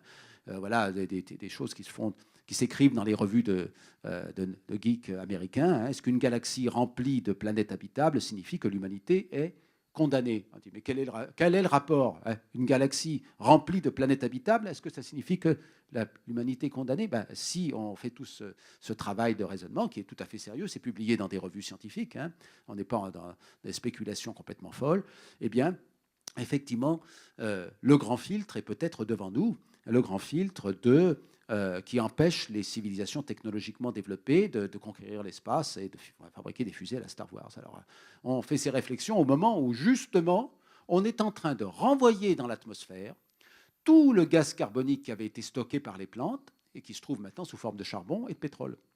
Ça, c'est le travail des plantes pour maintenir le gaz carbonique à un niveau acceptable. Quand il y a eu le Carbonifère, la température était 5 degrés au-dessus de ce qu'elle est actuellement. Et là, les plantes ont travaillé, ont fabriqué des arbres énormes, etc., pour absorber tout ce gaz carbonique et ramener la Terre vers des conditions moins chaudes. Et ce gaz carbonique qui est stocké dans les plantes, on est en train de le déterrer sous forme de charbon et de pétrole et de le renvoyer dans l'atmosphère. Donc on est en train de refabriquer les conditions du Carbonifère, qui étaient les conditions extrêmes de très grande chaleur. Alors vous voyez les prévisions de global warming, hein, si on ne fait rien, voilà, accroissement de température de plusieurs degrés, élévation du niveau de la mer, parce qu'il va y avoir la fonte des glaciers d'abord, peut-être de la calotte glaciaire arctique, peut-être même de la calotte glaciaire antarctique, mais ça, on ne le souhaite pas. Et c'est ce phénomène d'emballement dont je parlais tout à l'heure. Évidemment, quand il y a moins de neige, la Terre absorbe plus les rayons lumineux du Soleil, elle se chauffe encore plus, etc. Ça va avec la pollution. Donc, finalement, cette réflexion que nous faisons, nous, les astronomes, sur l'existence de la vie, l'évolution de la vie sur les planètes et la possibilité de détecter la vie sur les planètes, ça nous ramène aussi à notre humanité et aux défis qui sont devant nous. Et je sais que le Maroc va accueillir la COP22. Donc, vous voyez, c'est bien de faire la conférence ici pour trouver des solutions et éviter un accroissement de température. Donc, vous savez que tout le carbone qu'on a renvoyé dans l'atmosphère, déjà, il va au moins conduire à un accroissement de la température de 1,5 degré. Ça, c'est inévitable. On pense que cet accroissement de la température de 1,5 degré amène sans doute à une élévation du niveau des mers d'environ 70 cm, à peu près, plus ou moins quelque chose, qui est gérable avec des digues et des ponts. Bon, là, il faudra monter un petit peu le niveau des quais, mais ça, c'est gérable. C'est gérable pour l'essentiel de l'humanité. Si on voudrait être en dessous de 2 degrés, et les enjeux de la COP22, c'est de prendre des mesures sérieuses pour être en dessous de 2 degrés, et éviter donc de monter à 4 ou 5 degrés. Je vous rappelle que la fonte de la calotte glaciaire du Groenland, c'est 7 mètres d'élévation du niveau de la mer. Donc là, on est obligé de reculer les ports. Il y a 1 ou 2 milliards d'êtres humains qui vivent en dessous de ces 7 mètres, donc il va falloir les déplacer. Vous imaginez la catastrophe économique que ça représente. Si le pôle sud fond, la calotte glaciaire antarctique fond, l'élévation du niveau de la mer est de 70 mètres. Ça s'est déjà produit dans le passé. Il y a déjà eu des situations dans le passé où la mer était 70 mètres plus haut qu'elle n'est actuellement. S'il n'y a plus de glace, la mer est 70 mètres plus haut qu'elle n'est actuellement. Ça, c'est quelque chose qui serait évidemment intolérable pour le développement de l'humanité. Donc on est dans une situation extrêmement sérieuse. Et en même temps, c'est un motif d'espoir. On parlait au début de la conférence du dialogue des cultures et des civilisations. Nous sommes au pied du mur. Nous avons maintenant une conscience globale de la planète. Et nous devons nous entendre, au-delà de nos différences, qui sont souhaitables aussi, de nos différences de culture, de point de vue, nous devons nous entendre pour assurer un futur à l'humanité. Donc vous voyez qu'à l'issue de ce voyage, voilà, on est revenu vers la Terre, finalement, cette Terre si fragile. Et toute cette excursion dans l'espace nous fait mieux comprendre notre destin, notre histoire cosmique, notre place dans l'histoire cosmique, et nous fait souhaiter que nous puissions surmonter les crises que le XXIe siècle va nous apporter pour assurer un futur à nos enfants et à nos petits-enfants, et ce futur de lumière dont parlait Rita Lalou tout à l'heure. Voilà. Je vous remercie.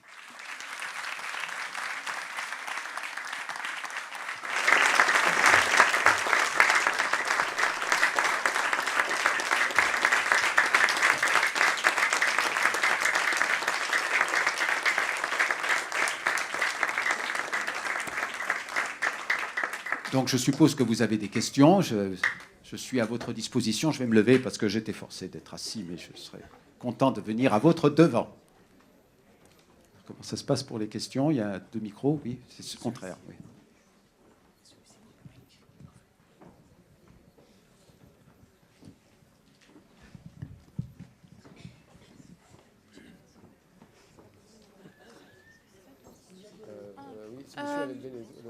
Bonsoir. Bonsoir, j'ai une question. Ah, voilà.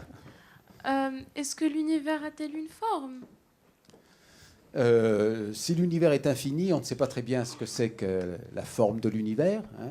L'univers observable est une sphère pour des raisons bien compréhensibles, puisque on ne voit autour de nous que dans un domaine qui permet à la lumière de nous envoyer des signaux. Donc si l'univers a 13,7 milliards d'années d'âge, on voit à l'intérieur d'une sphère dont le rayon est 13,7 milliards d'années. Pour dire les choses simplement, c'est en fait un peu plus compliqué que ça, mais là, on est vraiment dans le cadre d'une sphère.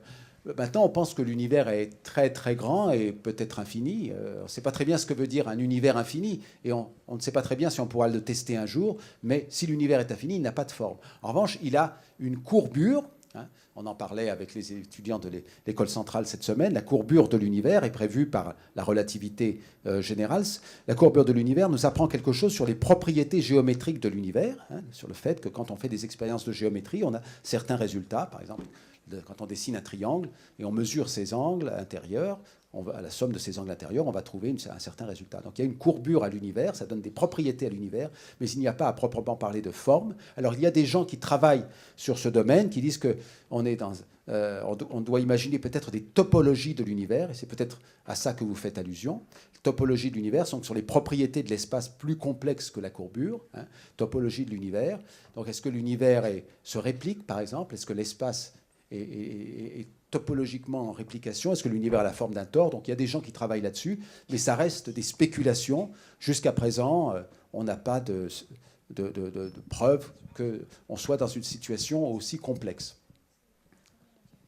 Oui, bonsoir. Oui, alors, c'est le micro. Oui, voilà. Bonsoir, merci beaucoup. Bon. Alors, bon, je ne suis pas du tout scientifique, mais si je ne m'abuse, on passe donc avec un réchauffement de la surface terrestre, donc du passage d'un état solide à un état liquide, donc, que vous avez décrit. Mais est-ce qu'on ne passe pas également d'un état liquide à un état gazeux, et qui pourrait venir compenser? Ou alors comment est-ce que ce passage du liquide au gazeux va se concrétiser? Alors, dans la double catastrophe qui menace les planètes, on est dans un passage de la glace au liquide et du liquide au gazeux. C'est parce que les gaz les plus importants, l'eau, le gaz carbonique, le méthane, peuvent faire du liquide et de la glace, qu'on est dans ce type d'évolution. Normalement, quand une planète est habitable, on a les trois états. On a l'état liquide, l'état gazeux et l'état solide. L'état liquide étant l'état qui permet à la vie d'apparaître, sans doute. Il faut que les molécules compliquées puissent se rencontrer dans un liquide. Mais ce que j'ai expliqué en parlant du phénomène du goulet d'étranglement ou du goulot d'étranglement gaïen, c'est que très rapidement, cette situation est instable. Et la plupart des planètes sont probablement dans une évolution instable. Dès que la planète va se réchauffer un petit peu, par exemple parce que son orbite va bouger, etc., ce réchauffement va provoquer l'évaporation de la glace, l'évaporation du liquide, un petit peu. Donc il va y avoir plus de gaz dans l'atmosphère, et ces gaz sont des gaz à effet de serre, donc ils retiennent la chaleur. Donc ça va encore plus chauffer, encore plus vaporiser, et ça va évoluer vers un état où tous les volatiles sont dans l'atmosphère et vont pouvoir s'évaporer dans l'espace. Et c'est ce qu'on appelle l'évolution vers la catastrophe désert. L'autre évolution, c'est quand la planète refroidit. À ce moment-là, les gaz se combinent dans la glace, ils deviennent de la glace, l'eau liquide devient de la glace. Comme la glace est blanche, ces trois glaces-là sont blanches, la glace de méthane, la glace d'eau, la glace de gaz carbonique, ça réfléchit les rayons du Soleil, donc le Soleil chauffe moins la planète, donc elle devient encore plus froide, et du coup les gaz deviennent encore plus froids, ils deviennent encore plus de la glace, et ça s'emballe, et ça fait la boule de neige. Donc ça s'est produit sur Terre, sauf que sur Terre, on est sorti de la boule de neige, et on a évité, au moment du Carbonifère, de devenir une planète désert. C'est-à-dire où toute l'eau est complètement évaporée sous forme de vapeur. Et pourquoi on a réussi à faire ça? On a réussi à faire ça parce qu'il y avait un autre acteur qui était la vie. Et c'est ce qu'on appelle la boucle de rétroaction gaïenne qui a permis de limiter le réchauffement ou de limiter le refroidissement et de sortir de cet état pour retrouver des conditions acceptables. Et ce que nous sommes en train de faire, nous, actuellement, en tant qu'autre acteur, ce n'est pas la vie végétale, nous, on est un autre acteur, on est en train de remettre dans l'atmosphère tout le carbone qui avait été stocké par la vie pour éviter une évolution sous forme de planète désert, c'est-à-dire une évolution sous forme de réchauffement climatique insupportable. Et c'est ça la problématique que nous avons actuellement. Bonsoir. Premièrement, merci pour votre effort de vulgarisation. La cosmologie, je pense que ça ne doit pas être pour tout le monde. Je ne suis pas scientifique à la base, mais j'ai deux questions. La première, c'est au moment du Big Bang, donc il y a eu l'inflation cosmique à un certain moment, une fraction de seconde, On comprend que c'est la création du temps et de l'espace. Qu'est-ce qu'il y avait au-delà de cet univers qui avait la taille d'une orange, ou bien avant, qui avait la taille d'une tête d'épingle? Ma deuxième question, c'est, vous parlez de l'existence de la vie par ailleurs. Voilà, je voulais simplement vous renvoyer au paradoxe de Fermi qui disait que, au final, s'il y avait vraiment une civilisation extraterrestre qui existait, elle aurait déjà pris contact avec nous, sinon elle est trop loin pour le faire. Voilà, Alors la merci. deuxième question, c'est ce à quoi je faisais référence en parlant du silence de l'univers, hein, le paradoxe de Fermi. C'est une façon un peu plus élaborée de parler de ce silence de l'univers. Si les extraterrestres technologiquement développés existaient, hein, en quelques centaines d'années de technologie comparable à la nôtre ou extrapolable à partir de la nôtre, ils auraient dû être capables de fabriquer des robots capables de coloniser une partie de la galaxie. Hein, ce qu'on appelle des robots auto-réplicants, hein, qui sont possibles théoriquement, et qu'on ne sait pas encore fabriquer, mais qu'on pourrait savoir fabriquer dans quelques décennies ou quelques siècles avec l'intelligence artificielle, etc. Toutes des pistes qu'on est en train d'explorer. Alors, comment se fait-il qu'on ne soit pas colonisé? Donc, c'est le problème. Hein, et les solutions au paradoxe de Fermi sont celles que j'ai mentionnées. Il y en a d'autres. Hein. Les extraterrestres, ils ne sont pas là parce que la vie a du mal à apparaître. Ils ne sont pas là parce que, même si la vie apparaît, très rapidement, la planète devient inhabitable, ou bien peut-être parce que la vie technologiquement développée peut s'autodétruire avec des catastrophes climatiques, écologiques, technologiques, etc. Donc ça, c'est une reformulation du paradoxe de Fermi avec des éléments tirés des réflexions actuelles des géophysiciens, des géologues, des biophysiciens, des biologistes, etc., des astrophysiciens qui travaillent sur ces questions, dans le contexte que vous connaissez de l'évolution climatique globale. Quant à la première question, effectivement, c'est le problème du début de l'univers, de l'origine. Cette origine, ce n'est pas l'apparition de quelque chose à partir de rien, c'est l'apparition de quelque chose qu'on connaît plus ou moins, l'espace à 3 dimensions, le temps qui s'écoule uniformément, la matière, l'énergie, à partir d'un état préalable que nos théories de physique des particules ont du mal à décrire. On essaie de faire l'unification de la relativité générale et de la physique quantique pour décrire ce moment-là qui pourrait être une sorte de chaos d'espace, de temps, de matière, d'énergie. Hein. Les supercordes, c'est ça, sont des combinaisons de toutes ces quantités. Et pour des raisons à déterminer, eh bien, il y a des Big Bang qui se produisent et cet état-là se transforme dans un état qui est celui que nous connaissons, avec un espace à 3 dimensions et un temps qui s'écoule uniformément et de la matière et de l'énergie constituée de particules élémentaires, etc.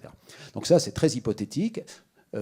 On n'est pas sûr d'arriver un jour au résultat, mais la science a été confrontée à plusieurs reprises à des périodes de crise et ces périodes de crise ont été suivies par des révolutions scientifiques et il y a peut-être dans la salle, parmi nos étudiants de l'école centrale, quelqu'un qui relèvera le défi et qui fera la petite contribution décisive qui permettra d'ouvrir un nouveau panorama et de comprendre ce qui s'est passé à ce moment-là. Mais ça reste important et ce qui est sûr, c'est qu'il y a un état de la matière préexistant. Donc de même qu'on ne sait pas dire si l'univers est réellement infini, parce que c'est au-delà de la compréhension humaine, on ne peut pas dire non plus si l'univers est réellement éternel. C'est au-delà de notre horizon. C'est quelque chose qui est du domaine de la philosophie, mais en tout cas, on est capable de sonder l'univers assez loin et d'essayer de reconstituer son histoire avant même le Big Bang, à travers les théories dont je parlais tout à l'heure, pour unifier la relativité générale et la mécanique quantique. Bonsoir. Bonsoir. Je suis là. Voilà, juste oui, devant. oui, oui. Alors, je vous remercie vraiment pour cette présentation qui était passionnante, je pense. Je ne dois pas être la seule à le penser. Je vous remercie pour votre présence. Et j'ai une question qui touche au côté du réchauffement climatique. Je voudrais savoir si vous avez dit que en fait la nature par elle-même elle s'autorégule, c'est-à-dire que quand il y a une réaction inattendue dans l'atmosphère, les plantes réagissent, etc. Est-ce qu'on a assisté à cette autorégulation dans les dernières vingtaine d'années? Est-ce qu'il y a eu plus de plantes, moins? Est-ce qu'on devrait en planter plus? Voilà. Oui. Est-ce que c'est un phénomène observable à notre échelle? Oui, alors c'est une bonne question. Quand j'ai parlé de cela, je ne suis pas en train de faire du New Age, voilà, en disant la Terre est vivante, sauf de façon métaphorique. Hein. C'est quelque chose de tout à fait sérieux. C'est étudié par les gens qui travaillent sur l'histoire de la Terre, qu'on arrive à reconstituer maintenant avec un certain détail. On connaît les périodes de glaciation, quand la Terre est devenue une boule de neige, quand elle est devenue très chaude et donc proche de l'état de désert, etc. Donc tout ça est tout à fait sérieux.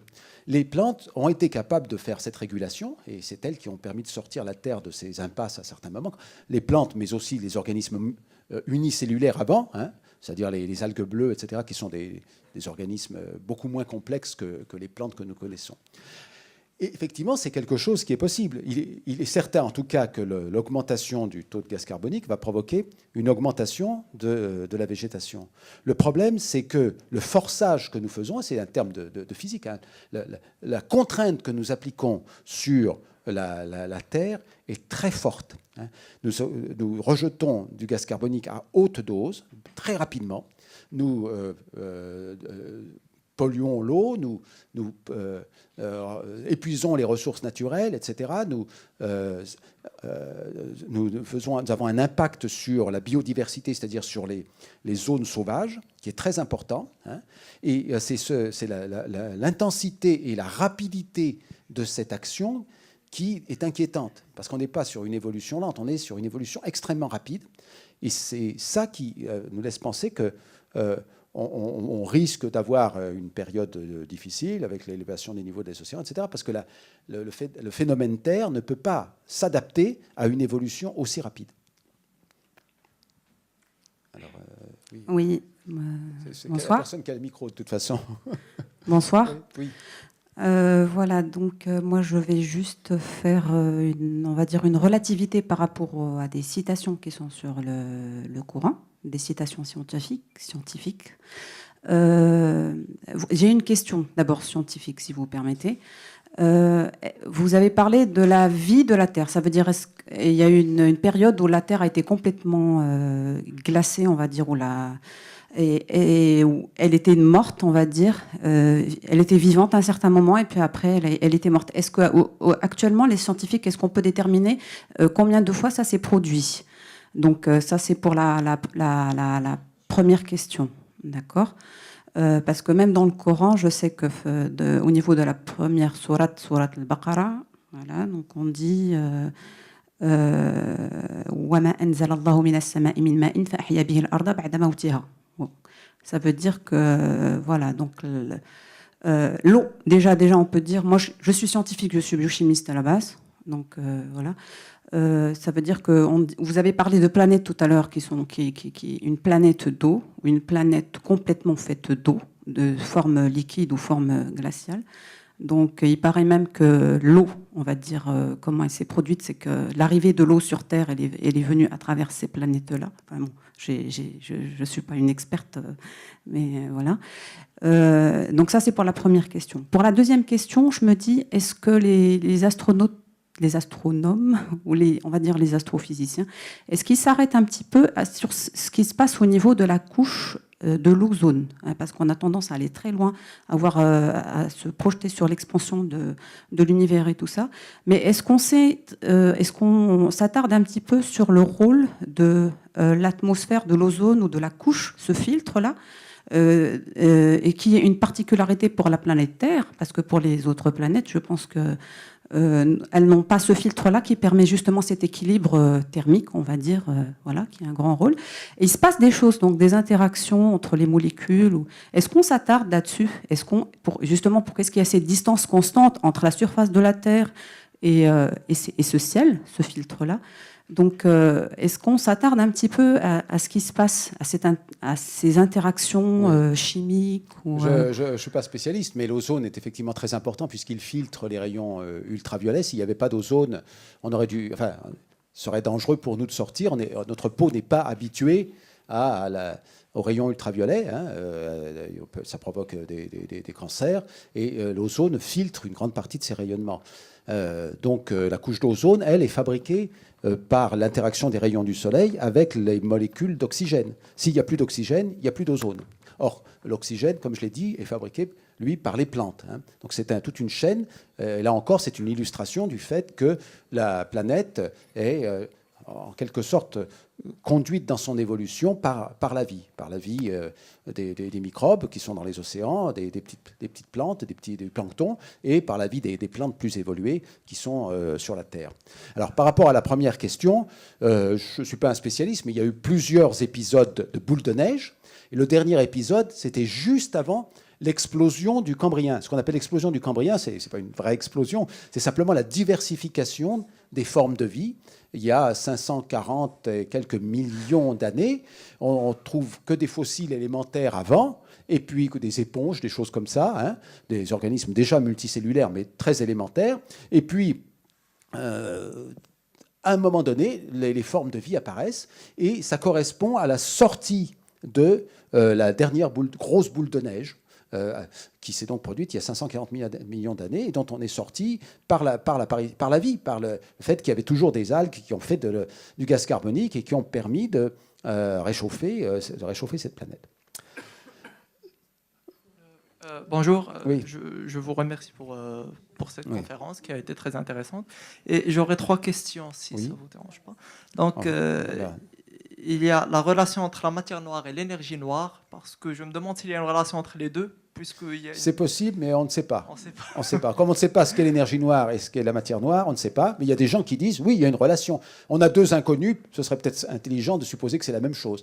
Mais ça se manifeste de façon différente, donc c'est peut-être lié, mais on ne sait pas. Et il y a aussi, en exobiologie, si je me rappelle bien, j'avais lu un article qui parlait de vie à base d'ammoniac et d'azote. Et je me demandais laquelle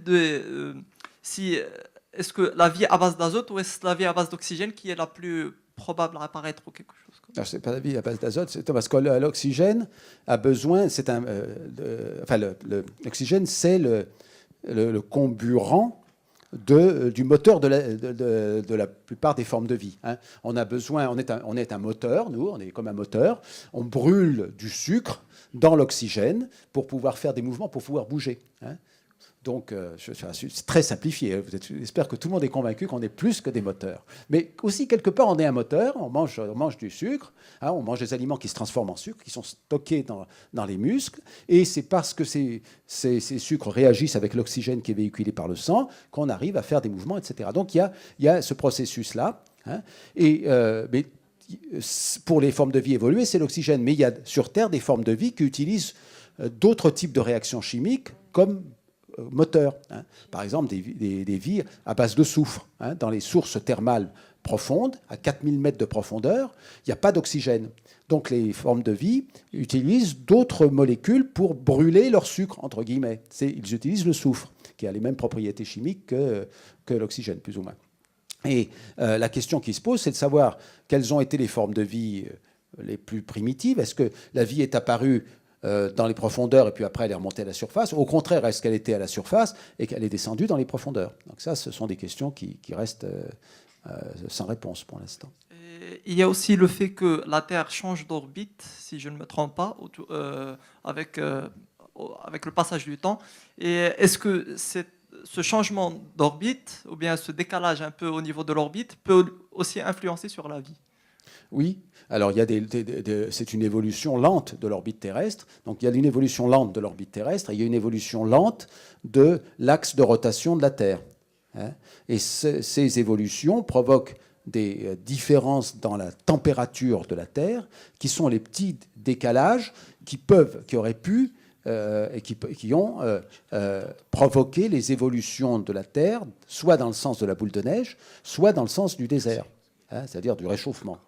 Ça, c'est inévitable puisqu'il n'y a aucune orbite planétaire stable, que ce soit la Terre ou les autres planètes du système solaire ou les autres planètes dans les autres systèmes planétaires.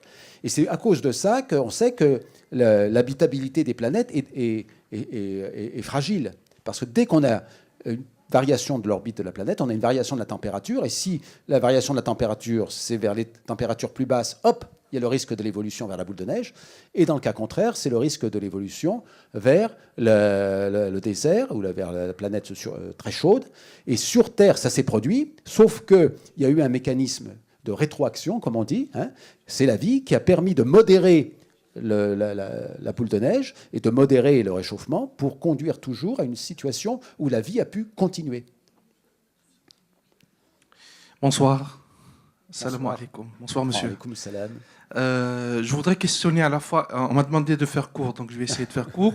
Je voudrais questionner à la fois le musulman et le scientifique que vous êtes au sujet de la théorie de l'évolution, à savoir l'idée que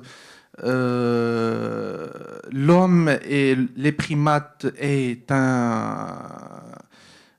comment dire, je trouve pas le mot, un ancêtre commun, même que qu'on soit tous sur cette terre, qu'on est tous au départ une cellule qui a fait tout ça.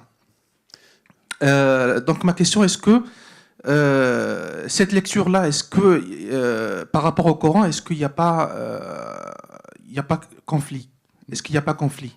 Je ne vois pas très bien où le conflit pourrait être, puisque le Coran, voilà, évidemment, il doit être lu avec les yeux des hommes et des femmes du XXIe siècle. Mais il me semble qu'il n'évoque pas de façon très directe ces questions-là, même s'il nous parle de choses très fondamentales sur notre humanité, sur notre destin, sur notre passé, etc. La théorie de l'évolution, on a du mal à la contourner. On a vraiment du mal à la contourner. Donc, si un texte religieux contredit la théorie de l'évolution, c'est un danger pour le texte religieux. Donc, il faut faire très attention à ne pas faire dire au texte religieux des choses qui sont peut-être contraires à l'évidence. La théorie de l'évolution est absolument incontournable. Nous sommes faits de la même matière que les animaux que nous mangeons, que les plantes que nous mangeons. C'est d'ailleurs pour ça qu'on peut les manger. Sinon, si on était fait avec des briques différentes, comment pourrait-on simplement manger un poulet ou des carottes? Nous sommes faits de la même matière. Et nous savons que nous faisons partie du même arbre de la vie. Tous, nous avons des points communs. Nous avons des points communs avec les mouches, avec les poissons, avec les baobabs, avec tous les animaux, toutes les plantes et même les microbes. Et c'est pour ça que les microbes peuvent nous attaquer, parce que nous avons des points communs, parce que nous sommes basés sur la même chimie. Donc la théorie de l'évolution est incontestable.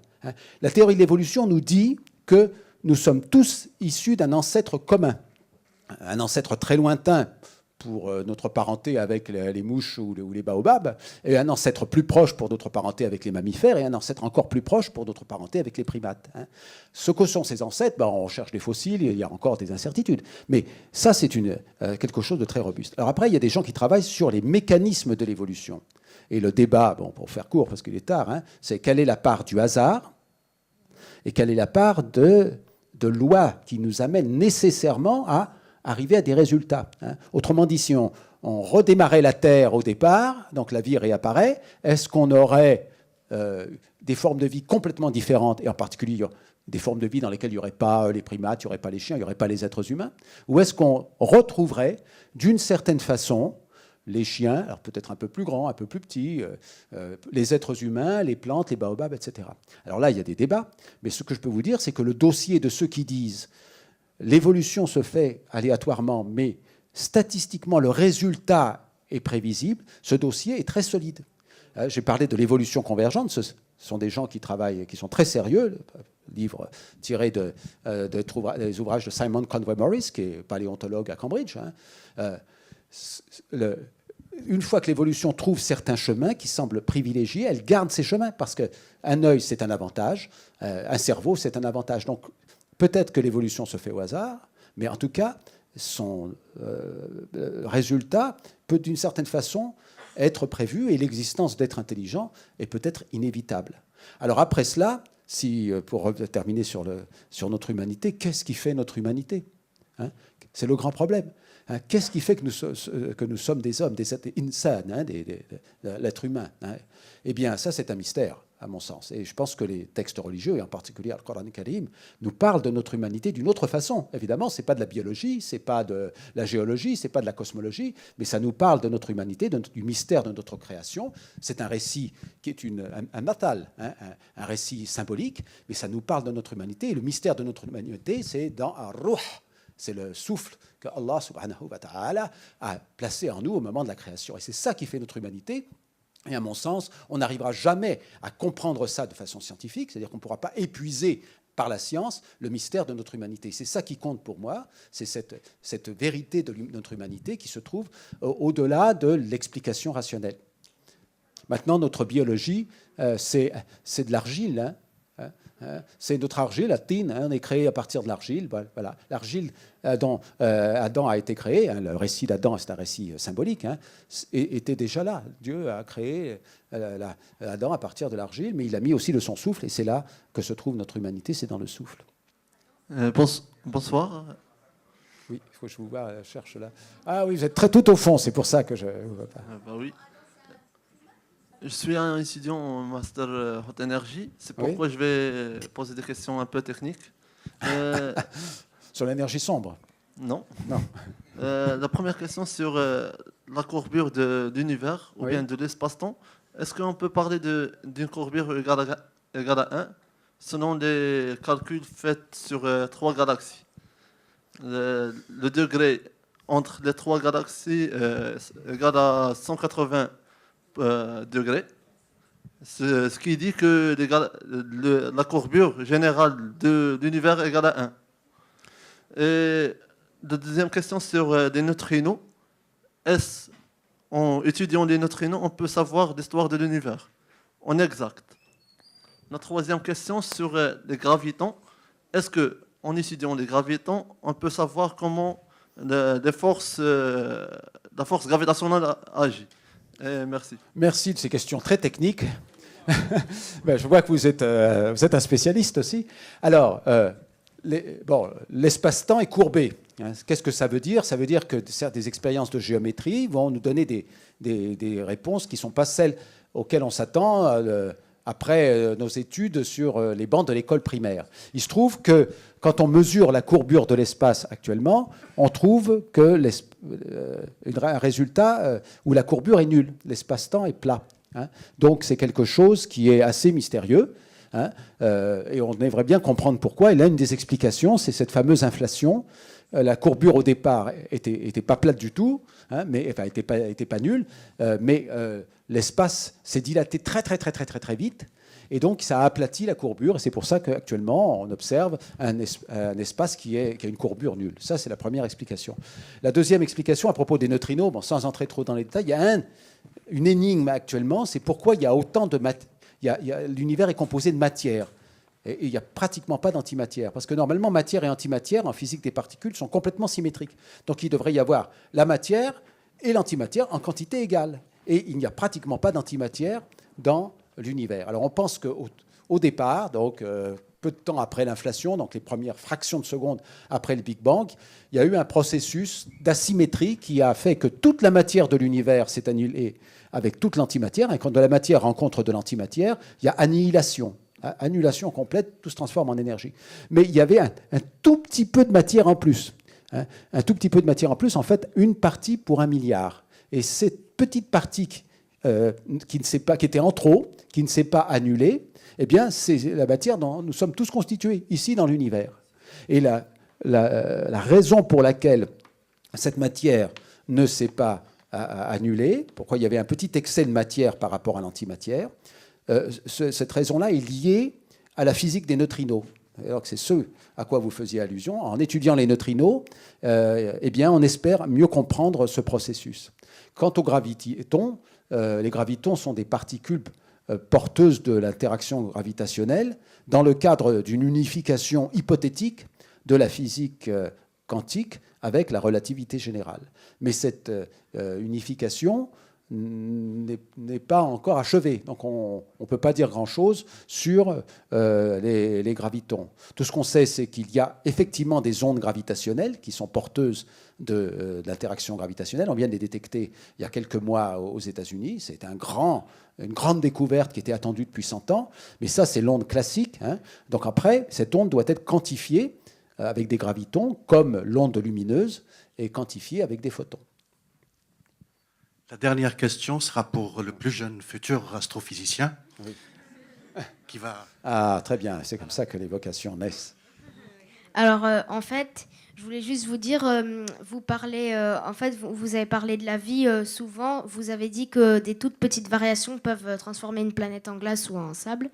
Et en fait, je voulais vous demander, en fait, la Lune, elle s'éloigne de la Terre chaque année. Et je voulais vous demander si ça pouvait avoir une incidence sur la vie. Alors, je ne sais pas dans le détail, mais la Lune a eu un effet favorable pour l'apparition de la vie sur Terre. Parce que la Lune a eu tendance à stabiliser la rotation de la Terre, alors éviter que l'axe de rotation de la Terre change trop souvent. Et ça, le changement d'orientation de l'axe de rotation de la Terre, c'est une des causes pour les petits changements de température qui, souvent, sont catastrophiques et amènent soit à la boule de neige, soit au désert.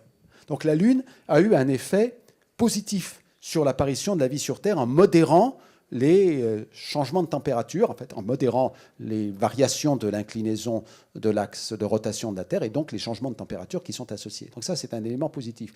Maintenant, il y a effectivement un éloignement de la Lune et de la Terre. Et je ne sais pas très bien si cet éloignement a des conséquences concrètes sur ce que nous observons, ce que nous pouvons prédire actuellement. Il faut voir que le principal acteur des changements climatiques actuellement, c'est l'être humain. Ce sont les civilisations humaines qui imposent un changement extrêmement rapide, qui est beaucoup plus rapide que tous les changements cosmiques qu'on a observés jusqu'à présent. On va peut-être arrêter, c'était la dernière question. Merci encore à tous et à toutes, et à bientôt, Inch'Allah.